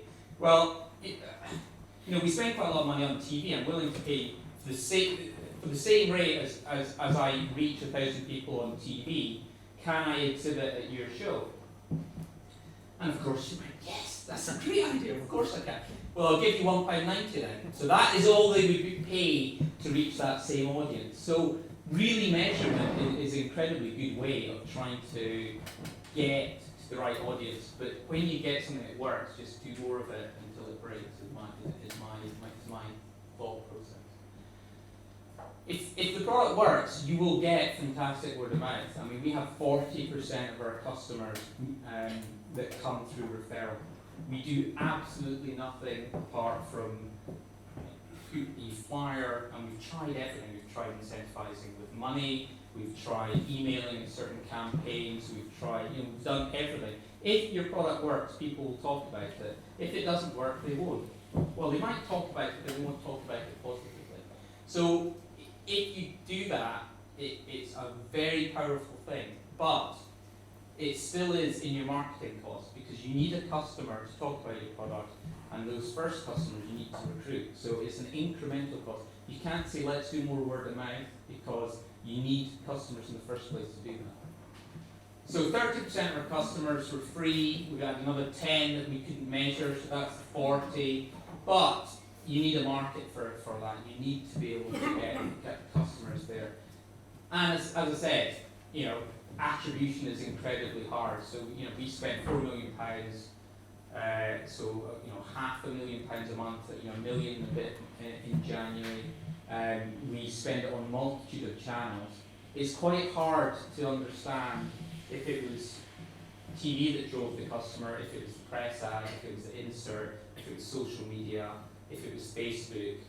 And they all claim it's them, because at some point they have attributed it to themselves. So we use all the analytics out there. We use Google Analytics, we've got some other interesting stuff. And actually, we created a software company out of Derbyshire, which is called TV Squared. We found it incredibly hard to get really good attribution of TV.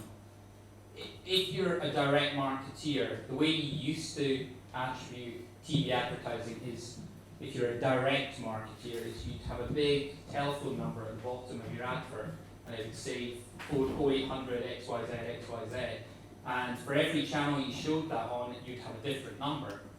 And I had a massive argument with our media buyer once, because we had 5% of our response was coming in by telephone, and 95% was coming in through the web, because people just don't phone anymore. But they were choosing the channels that we should advertise on based on that 5%. They said, well, it's roughly the same. And I'm like, well, I'm not great at maths, but I can tell you that is not, the right measurement that we should do. So I spoke to one of my friends who's, really into sort of big data and analytics, and they created a business for us initially to try and solve the problem of attribution of TV. They have now got something like 150 clients all over the world, generally e-commerce startups. They have measured TV for pretty much anybody that is anybody within the e-commerce space, Expedia, piles of other companies. And all of that came out of our initial need of, well, we need to understand better what works on TV and what doesn't. And then we've got, exactly like that, internal dashboards that we look at every minute of the day, fretting about sales and thinking about how we can make it better. So we measure everything that moves. We don't use every bit of data to make decisions, but if there's the ability to measure it, we like to measure it just so that at least we can capture that data and we can talk about it. So, if we talk about that marketing mix, for me, this is detail that, it's not that I'm not interested in, but I think it is the next level down. What I'm looking at is that metric of cost of customer acquisition, and as long as that works, then the stuff that happens below that, what we spend money on, I don't really care about particularly. What I do know is, as I said earlier, it's quite hard to measure TV. There's lots of different types of TV, but these are sort of some of the activities that we do. So we do classic, what we would call DRTV, direct response television. A lot of the things that we've talked about today are classic direct response techniques that catalogue businesses have been doing for 40 years, and we think that we've created some new industry. They've talked about new customers, they talk about reactivation, they talk about reactivation, they talk about retained customers. All of those techniques have been used for somebody that has been sending you the Reader's Digest for the last 30 years. Those are techniques that they've all used and they understand. The thing is, it's easier for people to do that now. But if you find one of these real hardcore direct marketeers, they will talk in the same language as we'll talk about in this room today. It's the same.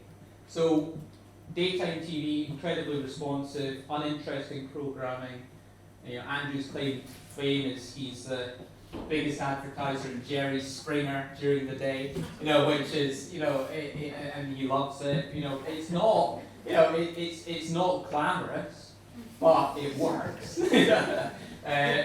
We looked at brand response TV, which is basically, in my view, unmeasurable, you know, response TV. So that's when it probably isn't as good from a metrics perspective, but you want to do it to try and improve your brand. I'm not particularly, we've created a brand that is well recognised in the UK. We didn't ever think about doing that. We thought about recruiting customers and thinking about customers, retaining them, reactivating. That's the language we use. We didn't sit in any board meeting and say we want to create a brand. We have done that because we've spent money above the line, and it's a byproduct of successful customer recruitment. Tick, that's fine. You know, we use Facebook, we use email, we do a lot of retargeting, we do press. So we have done every single activity that anybody might think of, all coming back to that single metric that we talked about.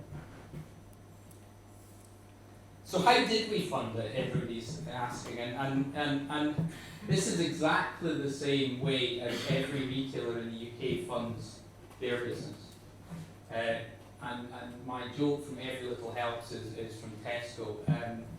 So who really funded our business was our suppliers. So in the UK, food suppliers, if they're lucky, get paid in 60 days, and that's generally if they're lucky. I mean, I got a well-known high street healthcare retailer's terms and conditions recently, and there was a 2.5% prompt payment discount which they took for paying you after 90 days. I don't think getting paid after 90 days is prompt payment, but you know, they just keep on extending that. So for us, we get paid up front by our customers. It's a credit card transaction, it's a month of subscription revenue, and we don't have to pay our suppliers for 60 days. So there's a negative working capital cycle. So a real investor, effectively, is our supplier. And I'm amazed how few people do that, because it actually massively improves your cash flow. So, well, moving you from a 30-day payment terms to 60-day payment term as a supplier, as long as you are actually paying them in 6 days, it has a massive impact on cash flow, especially in a subscription business. So think about doing that. The downside of that is if you've got no wiggle room, so you've got extreme focus on the metrics. So, you know, I've got everything wrong at some point over the last 6 years. I've had too much stock, and then I can't pay my suppliers. I've spent too much in marketing, and then I can't pay my suppliers. You know, I've had too little stock, I can't sell my product. So it is a finely oiled balance to try and keep everything in equilibrium to try and run the business if you don't have the luxury of external funding. But it is also great because you build a fantastic relationship with your suppliers. And you do get things wrong. You generally just don't get the same things wrong. It's just a new thing every year or every month. Subscriptions, as I said earlier, most people actually hate them. For dieting, it definitely reduces the conversion rate. But from our perspective, it also creates a level of commitment, which not only helps our customers be successful, and we have measured that and looked at it. We've got some really great studies on that level of commitment. It's like joining the gym. If you join the gym in January, and if it's a 1 month membership, most people that join in January don't go back in February. As simple as that. You need that habit forming element that we talked about earlier on that tries to actually make you successful. Costs us about £100 to recruit a customer. It's a lot of money per customer. So we want to try and get that back from the profit from the subscription as soon as possible. Doesn't happen instantly, but as long as it happens within that 60-day period, then anything after that is great.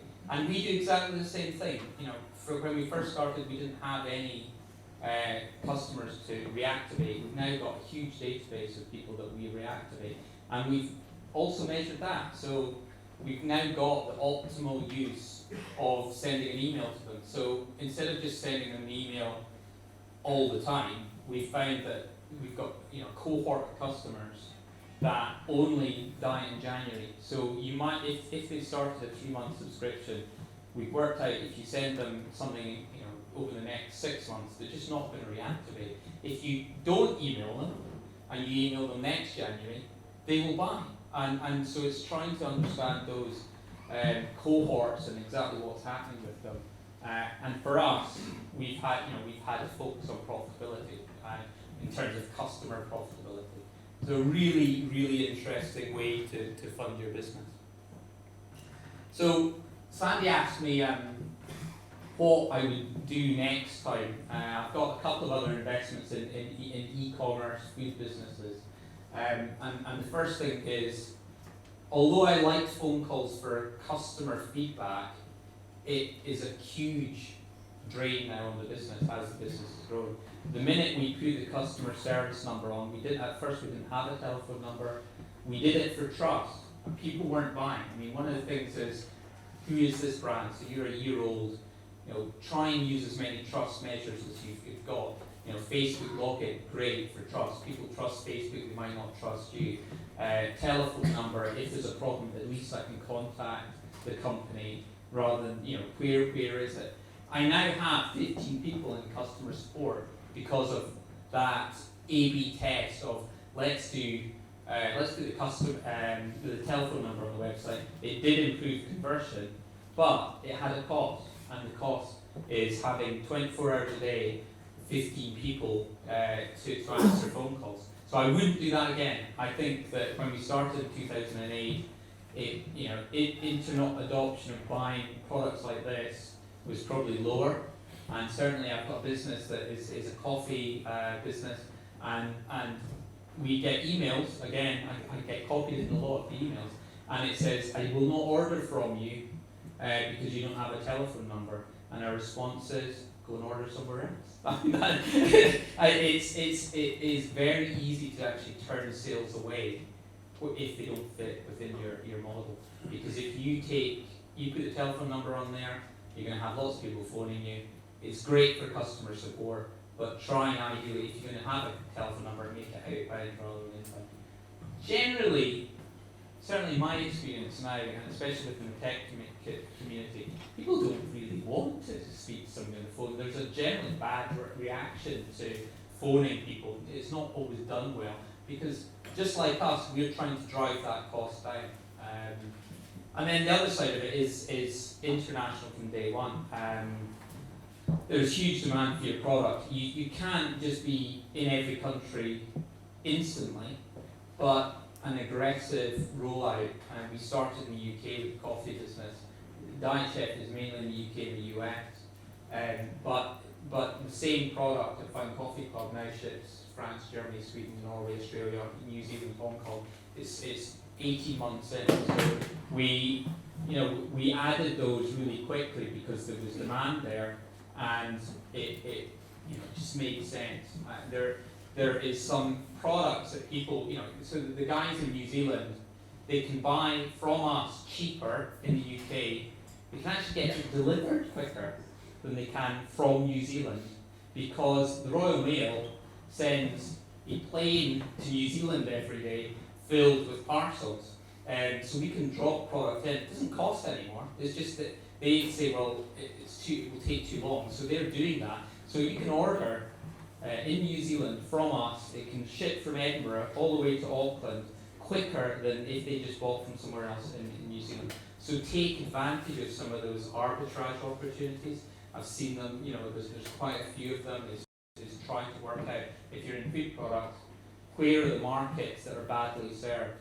Because, a lot of people say it's only 5 million people, it's a small market, I can't be bothered. So why not just go after some of those small markets? Same for, Hong Kong. There's lots of technical challenges around that, not just language, but, postcode management, there's a whole lot of things that you need to do. If your team are good enough, they should be able to do it. And we certainly launch country sort of every 3 to 4 months if we can. So I think that's basically all I've got to say. I mean, as a food business, we probably are more data driven than most food businesses. If you're a brand at Nestle, if you're an FMCG business, you probably don't look at the numbers as much as we do. But certainly the sort of e-commerce businesses I've seen in the UK really do think about customer recruitment, marketing, and growing their business in the same way as we do. Thank you.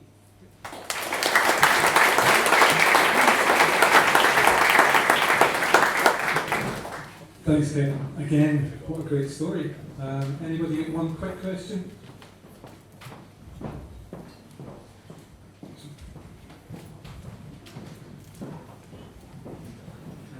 Just a quick question about your opinion on social media and where that plays into this and how you get your money back from your investment. Well, I mean, I think social media is great for. I think social media is great for customer support and feedback. I personally think it's no good for recruitment. I think it plays a supporting role, and some of the issues I have is that we spend money on TV. Could I not spend £400,000 a month on TV and spend it on social media? Yes. Do I think it will be as effective?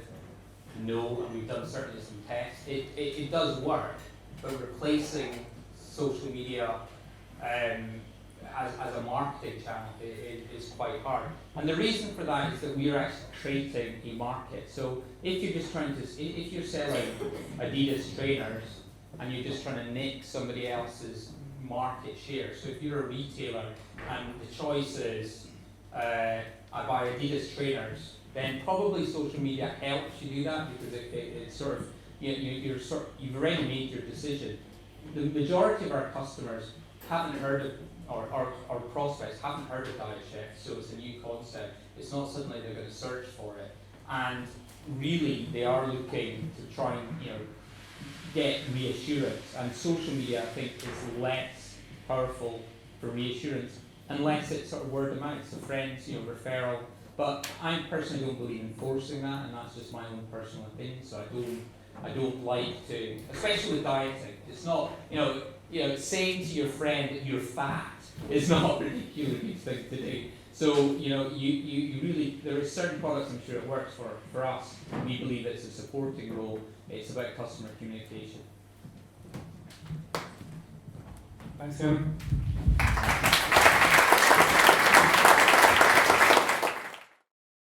First of all, those were an amazing presentation. Very successful people who have very unique businesses that may apply to some of you and some of you may not. Every company, every startup, whether you're mobile, you're SaaS, you're commerce, is going to be very different. Depends where you start in your company. It depends, if you can raise money. It depends on, again, your market segment. And it depends how long you've been doing it. I've done 6 startups already. And so I've had the luxury to fail many times to ultimately, hopefully, get around to being successful at some point. We had done actually 30 plus games before Draw Something became a monster hit, which included 2 other versions, including on the web as well as Facebook. And we were, despite all the cash we raised, running out of cash after 4 or 5 years in business. And originally, OMG Pot was actually a dating app. It was a dating website. It was meant to match people real time. I actually spent, I believe it was $62,000. This is about 3 years ago now. So playing the algorithms in the app stores was a really big part of growing because what you wanted to do based on how the app store was still designed, which is you wanted to get in front of the page. It's like retailing. You want to be at the entrance or at the right spot of a retail environment. And so being in the top 25 was everything to get the level of exposure you would want to get actual valuable traffic. So you were willing to pay. And in those days, people were farming out of China. They were paying for installs, fake installs. People were doing everything possible. We ended up spending money with install providers, whether it's Facebook or other mobile apps, with the idea and the hope that ultimately the game would be successful. We'd done some beta testing.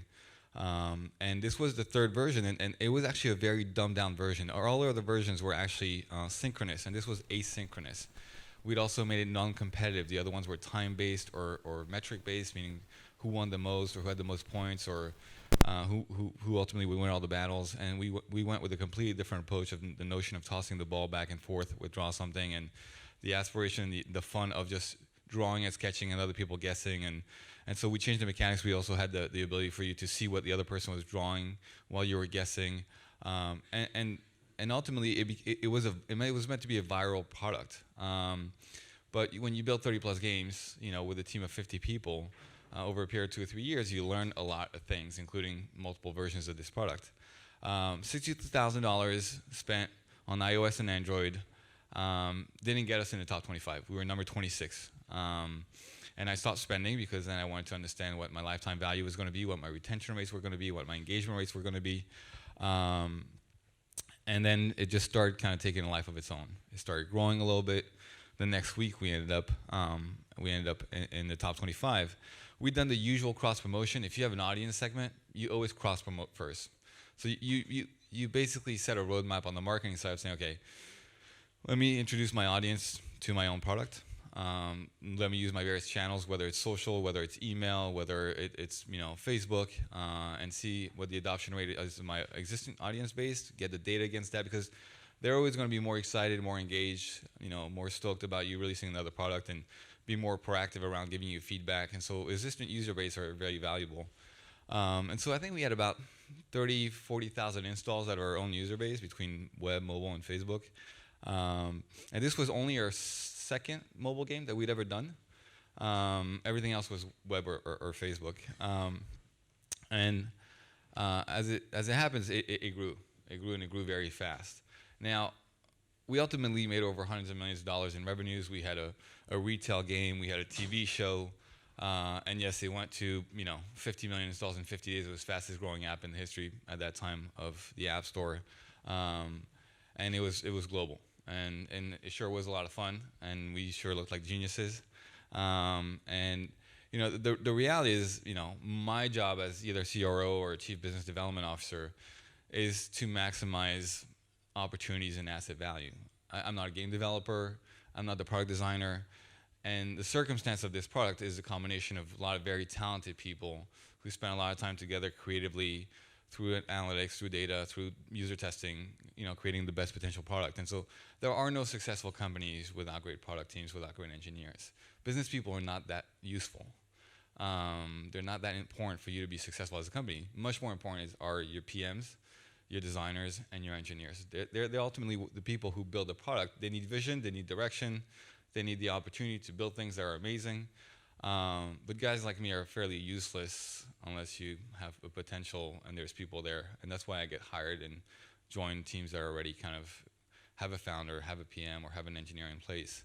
But yeah, we ended up going to about 80 plus million installs before we ever spent $1 again on advertising. It took a life on its own. It became very socially relevant. People were tweeting about it. And actually, one of the things that was funny is that at first we didn't use Facebook Connect. And early on, people were like, oh, use Facebook Connect, you'll get viral.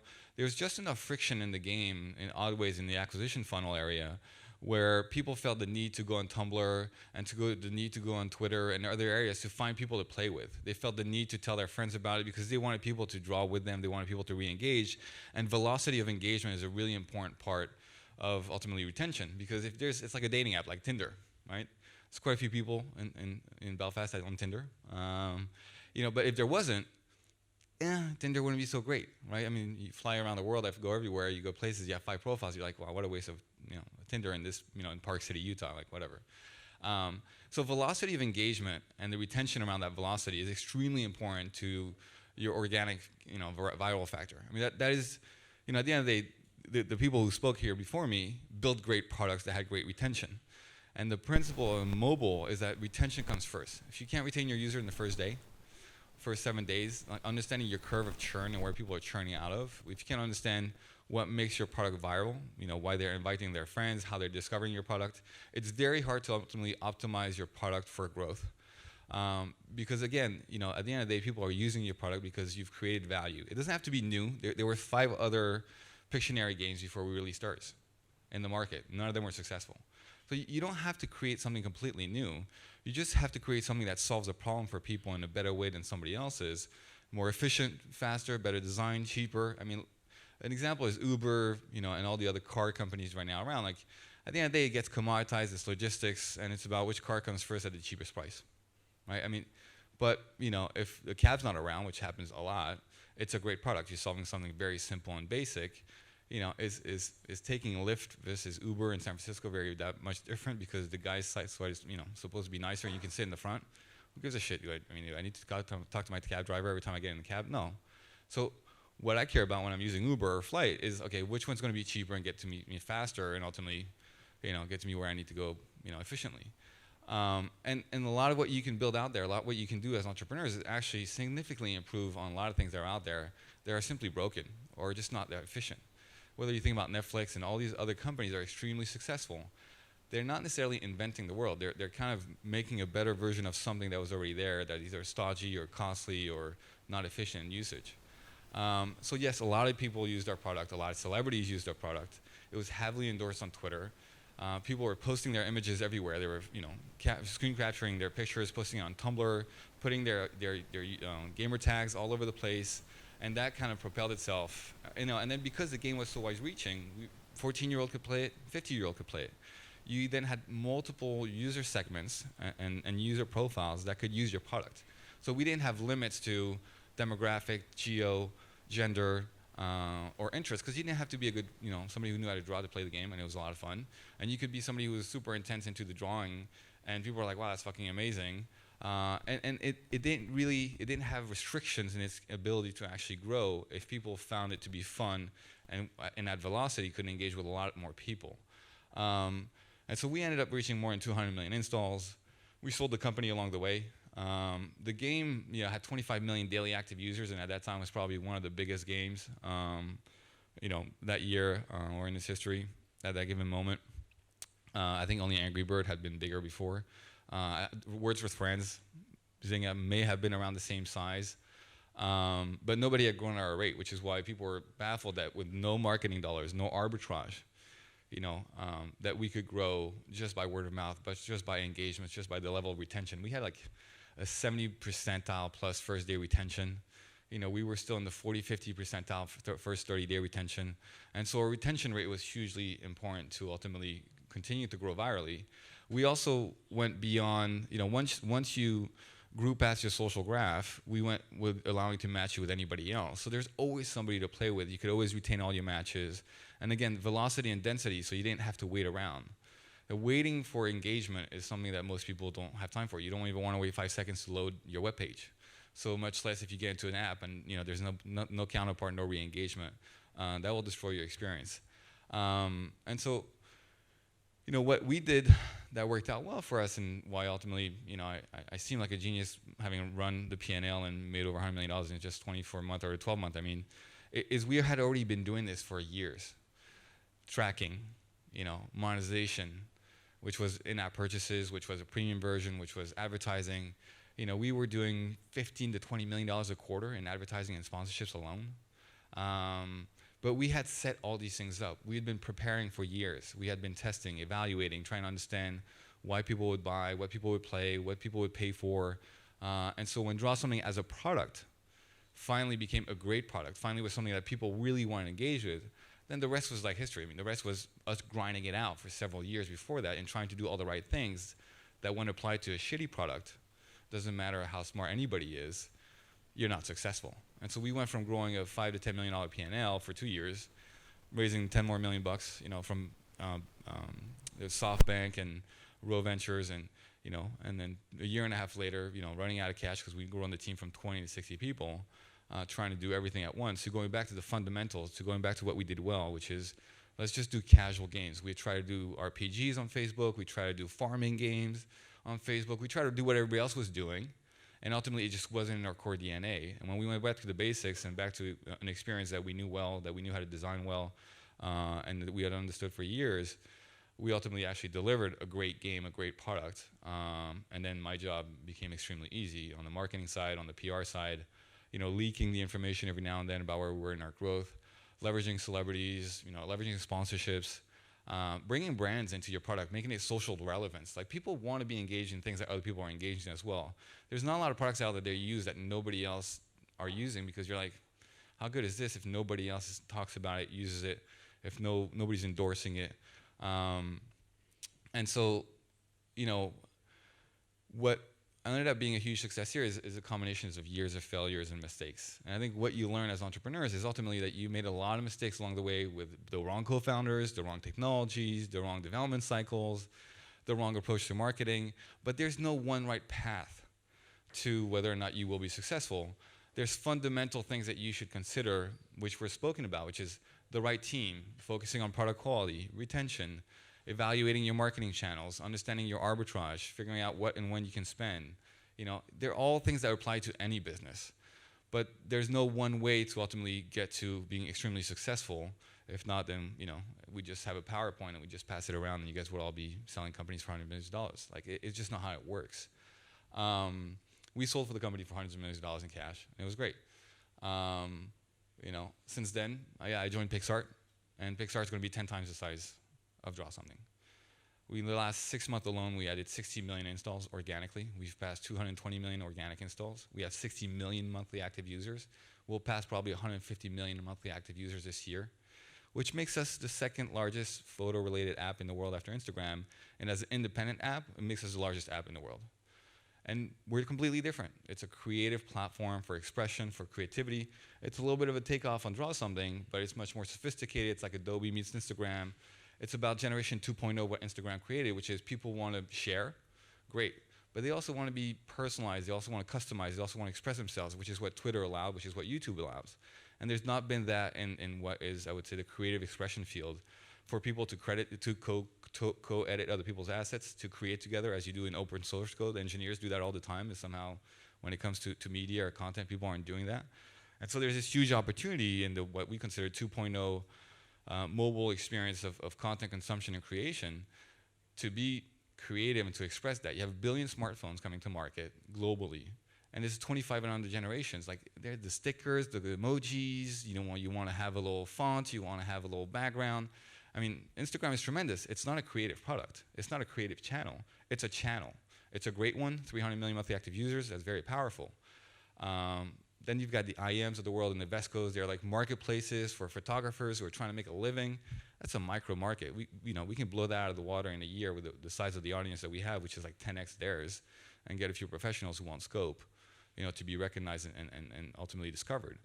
And so when you think about, at least from my segment, which is consumer mobile products, you really have to understand who you're offering your product to. And then you have to iterate and iterate. I mean, when Pixart came out, which is 3 years ago now, a couple of guys out of Armenia, software developers, had been doing a bunch of shitty games on MySpace, probably like 300 different little MySpace game, crappy crap, just enough to support their consulting business. Then Android came out in 2011. They're like, oh, let's try to go to Android. It's like the easiest way to kind of transfer code source development knowledge. They get to Android. They start doing a bunch of little crappy apps again. They get some traction. They get a portfolio. And then they realize that photo editing and photo or images is fairly popular. They merge their audience. They merge to a single product. And now they've got some level of scale. They've never spent $1 on acquiring users. Maybe 20 or 30,000 bucks, kind of testing some shit on Facebook. But at the end of the day, the product itself sells itself. Why? Because when people use mobile products with other people that they know around them, when people are seeing that content, they're seeing it on Instagram, on their Flickr, they're seeing it on their Facebook, they're like, oh shit, how did you do that? How did you incorporate an image of somebody else, or write in there, or change the fonts, or do something really creative? We have 50% word of mouth growth. We have 45%, which comes from discovery on the app stores. We have over 4 million reviews out of 4.5+ stars, which is the largest in the world after Instagram on Android. They were amazing at doing ad hoc, fast development. They were releasing on a weekly basis their product, weekly releases for almost 2 years. Now we're 120 people at the company. We can't do that anymore. But the fact is that they were agile, they were creative. From the engineers, we barely had any PMs, but from the engineers, like across the entire team, people were thinking about, how do you innovate? How do you release something that nobody else is doing? How do you deliver quality and experiences? And they went from doing photo editing to drawing, sketches, image editing, photo editing. Now we're going into video editing, we're going into GIF creations. And ultimately it's like, well, now that people are creating all this content, how do we migrate this into a community of creatives for discovery, for sharing, for consumptions, for learning, for being inspired? I mean, if you go on a lot of photo apps, it's super inspiring. everybody in this room has some level of creativity. I mean, you're all entrepreneurs or want to be entrepreneurs or trying to build a company or you're part of a company. So inherently, you're creative in some way, shape, or form. And so for us, it's just tapping into this notion that for thousands of years, everybody has some level of creativity. Now you've got 1 billion smartphones out there coming on top of the ones that are already out there to support real-time creativity, real-time expression, which is what YouTube delivered, and it's extremely successful. We're doing the same, but for content and images. And at the end of the day, it comes down to, again, retention and engagement. We have a 60% first month retention rate. We know, for example, that if somebody edits an image the first day, there's a 90% chance that 7 days later they're still there. We know that if they like an image or follow somebody in the first day, we know that there's a 75% chance that they're still going to be there a week later. And so you just try to understand what are the triggers around your product, what are the triggers around why it's growing, what are the triggers around what's creating consumption and re-engagement, and you amplify those. You're solving for problems. You're solving for what ultimately makes you have a business, which is over the long term, which is people getting into your product every day, people using your product, people talking about your product, delivering great experiences. I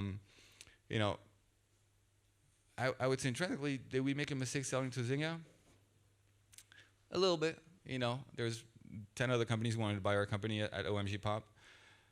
Zynga was aggressive. Did we sell too early? I don't think so. The market decides when you should sell.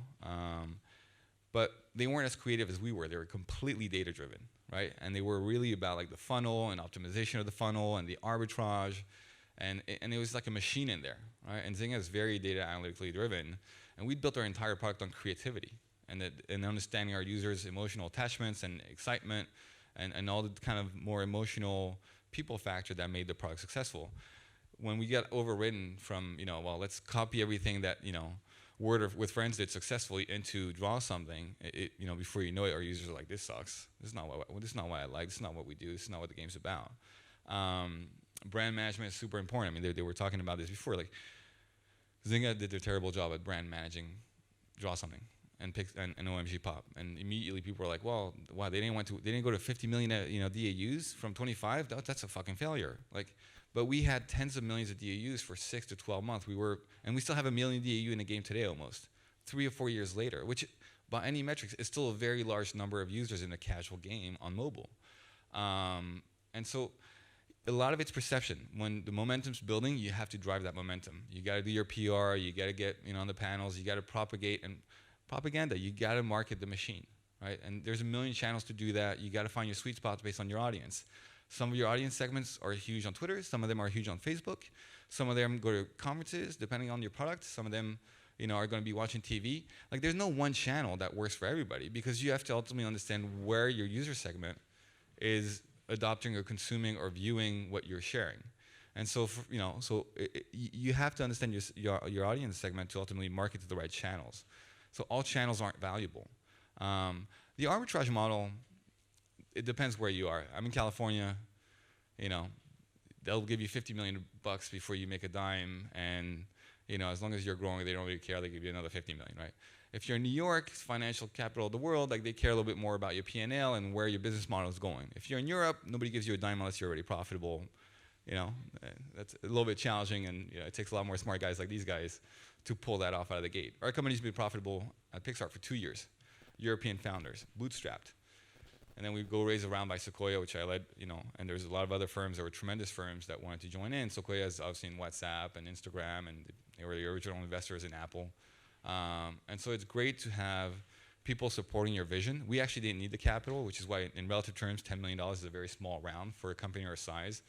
If you think about the valuations and the sizes of the round of what Snapchat's doing at 500 million, 16 billion, WhatsApp sold for 22 billion when it had 500 million monthly active users. Instagram sold for $1 billion with 30 million monthly active users. Tango, which is a communication app trying to be in the Line Kakao area, $1.5 billion valuation with $378 million raised. Like our 10 million with what is now 16 million monthly active users is, in retrospect, very small amount.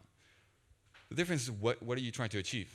They mentioned the profitability, sustainability, owning and running a business that has meaningful value over the long term. We have a combination of being American and being European, and so we're taking that middle ground, which is, could I raise 50 million at 300 million valuation? Yeah. then you got some guys busting your balls every quarter about where you're going. You know, what's next? How much money are you going to make? When are you going to make your money? You lose control. And by losing control, you lose direction, you lose your focus, because now everybody else is telling you how to run your business because they have expectations that you have to meet for them. We have an amazing founder, Hovannes, who's 50. He's bootstrapped and sold a few other companies. And all we care about is focusing on our vision, focusing on defining what ultimately creates the most amount of value for our users, and how we amplify that value. So we have no social brand recognition. Like, most of you never heard of Pixart. Most people in the US, even though we have tens of millions of monthly active users there, never heard of us. So we're working now with companies and trying to establish relationships with William Morris Endeavor. We're working with Getty Images. We're trying to work with Refine 29.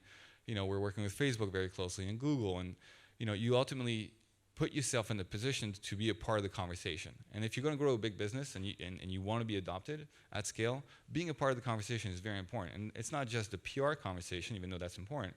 It's the everyday conversation, right? And you have to become socially relevant if you are going to be a mobile, scalable product. And so you have to find ways of making that happen. That's a part of the focus. Part of the focus is BD.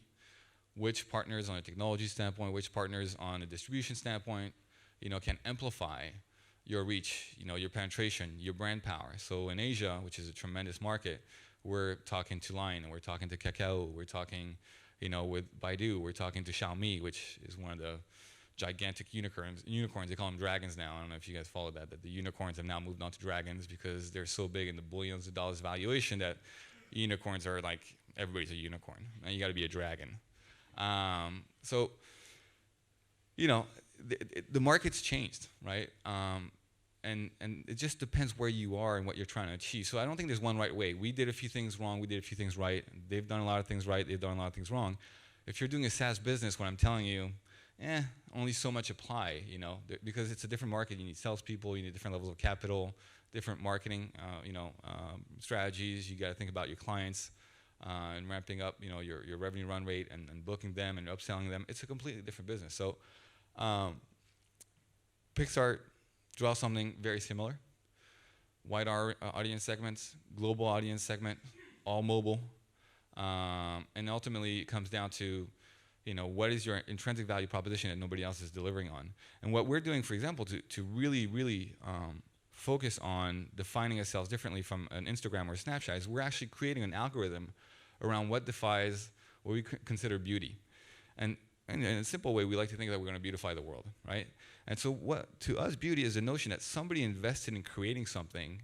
There should be some level of consumption for that creation because the creator is looking for some level of recognition, whether it's friends, family. He's looking for a certain number of likes. He's looking for a number of comments, engagements, because that's what's going to motivate him to come back. That's why we post on Facebook. Hey, how many people looked at my kid's picture, right? I'm a terrible dad. I post all of my kids' pictures all the time. Right? But ultimately, that's what people do, right? You want some kind of social recognition, whether it's personal, whether it's your business, and so the recognition of your creation as an artist, whether you're doing selfie-edited and pushing it to your Instagram, whether you're doing a drawing for 3 days and pushing it into Pixart, like you want people to see that. That's why you're investing in it. And so we're creating these algorithms around minimum threshold of what ultimately considers beauty. It's not a notion of what we think is nice or not nice. It's a question of how many people are ultimately going to consume it. If we find a way to improve the ability for people to create and the ability for people to consume, then we're matching what is ultimately most important, which is people want to find things that they like, they care about, that they are enthusiastic about, that they find value in, and people who are creating that value want to be found. So when you solve that minimum algorithm, that threshold of, well, is it 5 likes, 10 views, 2 comments, right? Then we've done something really well because we're matching people with their counterparts, if you will. And when you do that at scale, we don't need to deliver 80 million photos every day to Instagram, their uploads, where you have 90% of them that nobody gives a shit about. Then you're delivering 20, 30 million images that are actually being consumed and people are intrinsically finding real value in. And that's a very, very different approach because then our entire focus on our product, on our UX, UI, on our strategy is around that algorithm of notion of what is creation for those who are using, what is value for those who are using our product on both sides of the consumption and on the side of the creators. We have about 20 to 30% of our user base who are creators, right? That's about, and I think Pinterest has about less than 5% of people who are creating pages for people to pin. I think, YouTube has about 10% of creators. So we're at a much higher velocity of creators of content of various formats, and we want to continue that by innovating around that. At the same time, we want hundreds of millions of people to consume that content.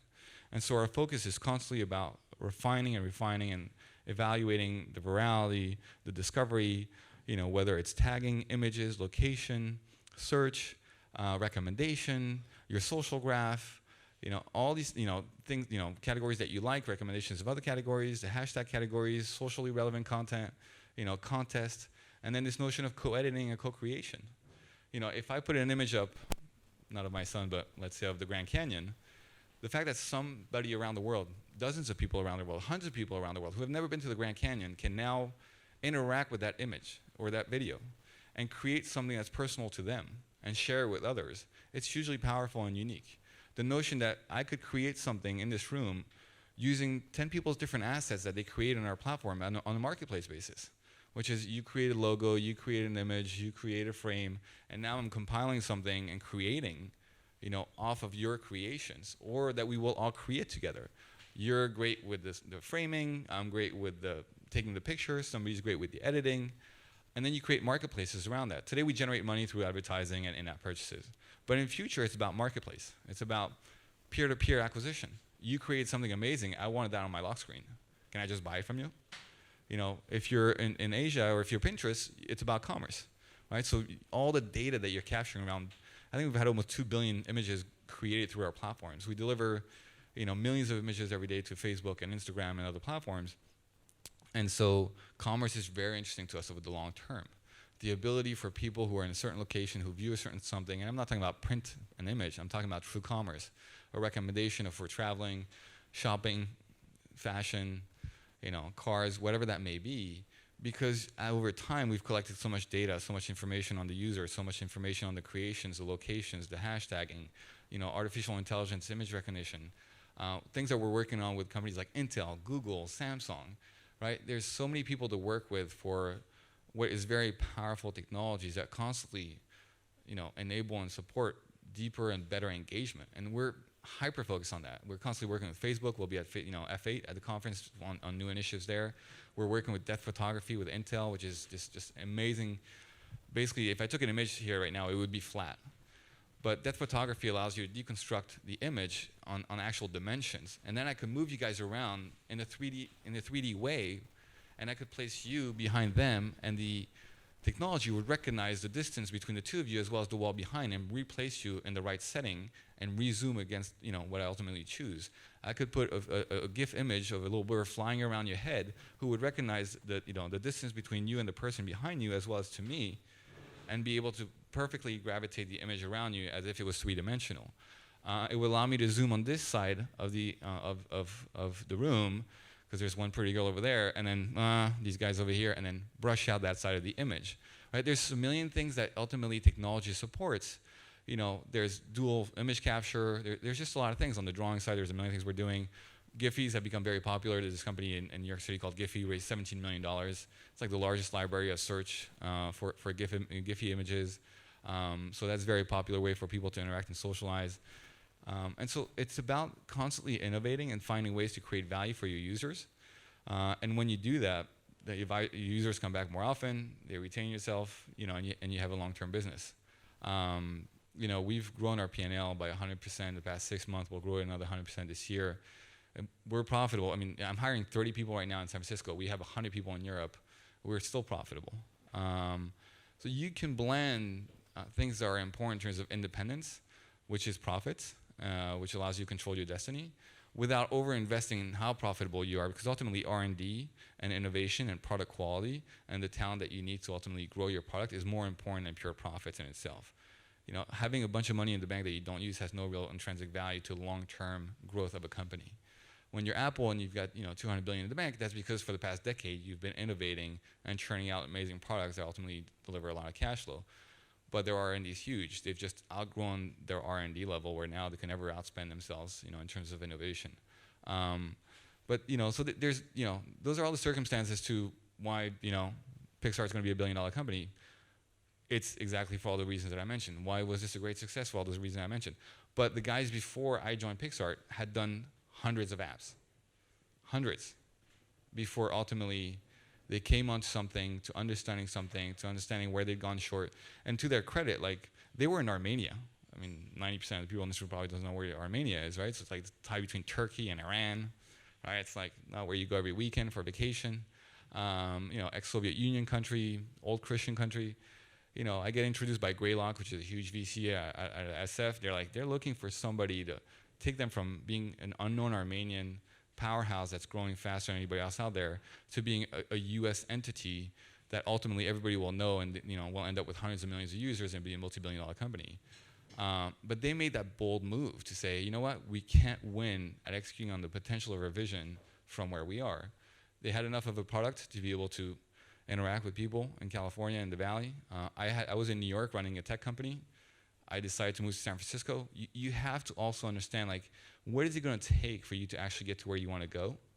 What sacrifices do you have to make? Whether it's not eating, whether it's not seeing your wife or your girlfriend for a week, whether it's moving your kids around. Those are all things that ultimately, as an entrepreneur, like, you have to place bets on. That's the real risk about being an entrepreneur. It's not whether or not your product's going to fail. It's all the personal risks you're taking. You can always find a job, right? But you're putting yourself in, I would say, emotionally challenging situations that either have very positive or very negative impact on your holistic life. And so they made the bold move. It was a perfect match in terms of what they did and what I did. We raised a round with Sequoia in 2 weeks. It was as much fun as selling OMG Pop. Kleiner Perkins and all those guys meeting us. We had, in 6 days, we had a term sheet from Sequoia with everything that we wanted. And, I told the CEO who had never raised VC money, enjoy it. It's never going to be like this again. Because raising money is extremely brutal, painful, and unpleasant because everybody's trying to downsize you, trash you for what you're not worth, and then give you money at their valuation, which is a super comforting way of starting a relationship. But, the guy who invested in WhatsApp, he, at the end of the second partner meeting, because you have to meet all the partners at Sequoia, every single partner has to sign off on the investment. And the guy who invested in WhatsApp is like, right at the end of the meeting, he's like, can I take a picture with you guys and the logo? Because my daughter's a huge fan. And I was like, okay, we got this deal. When people draw something, I was going everywhere, the deli guy, the cab driver, every time I was wearing my pin or somebody saw the logo, everybody knew the product. It's immensely rewarding. I mean, that's the most rewarding about being an entrepreneur, is when people recognize your brand and thank you for the experience that you're creating for them. It's not about the money and the outcome. It's never as fun as people think to sell a company. But the journey of building something that ultimately becomes hugely valuable to people should always be your number one focus. Your visions may change. Look at Zuckerberg. I mean, Facebook 10 years ago, a couple of images for students. I mean, today it's a completely different business. It's a completely different world. There's no end to your vision as long as you want to grow your vision and grow onto the challenge. But you got to start somewhere, delivering something very specific that you can focus on, that's intrinsically extremely valuable. Get the right people to do that. And once you get traction with that, then you staff, then you bring on people like me, then you bring on more money, and then everything else falls into place.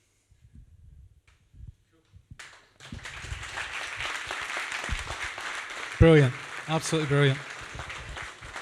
I think, has anybody got one quick question? We're kind of running out of time, but if anybody's got one quick question for anybody? Oh, here's one up here, sorry. I'll run back. We're going to have similar discussions tonight at the Friday night mashup, I'm sure. So, Wilson, just wanted to ask, any issues around copyright with the images and stuff? Yeah, so the biggest issue there is often between users. We take the same approach as YouTube, which is we have licensing rights, but we don't own it, so we don't get sued. But we can do what we want with it.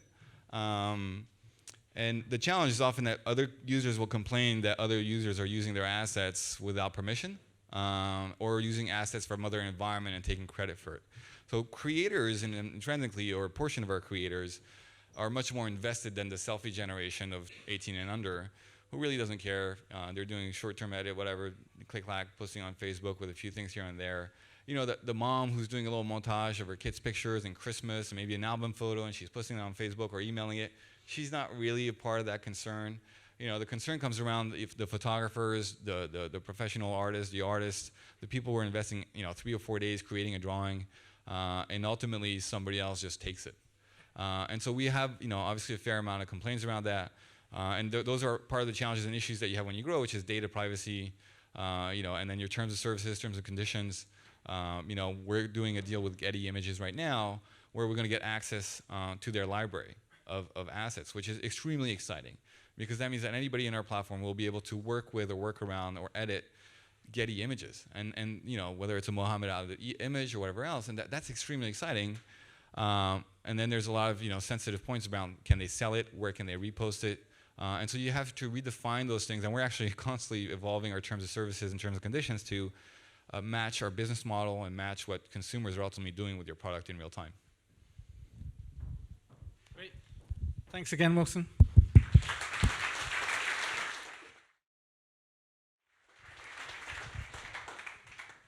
So, folks, I hope you enjoyed that. I certainly found it really enjoyable hearing all the stories. I hope you learned some stuff that you can take away and apply to your own products and ideas. Please send me any feedback to sandy@techstartni.com. And if you've got any ideas for any other workshops, please give me them. If you could just thank the speakers again, that'd be really good. Thanks.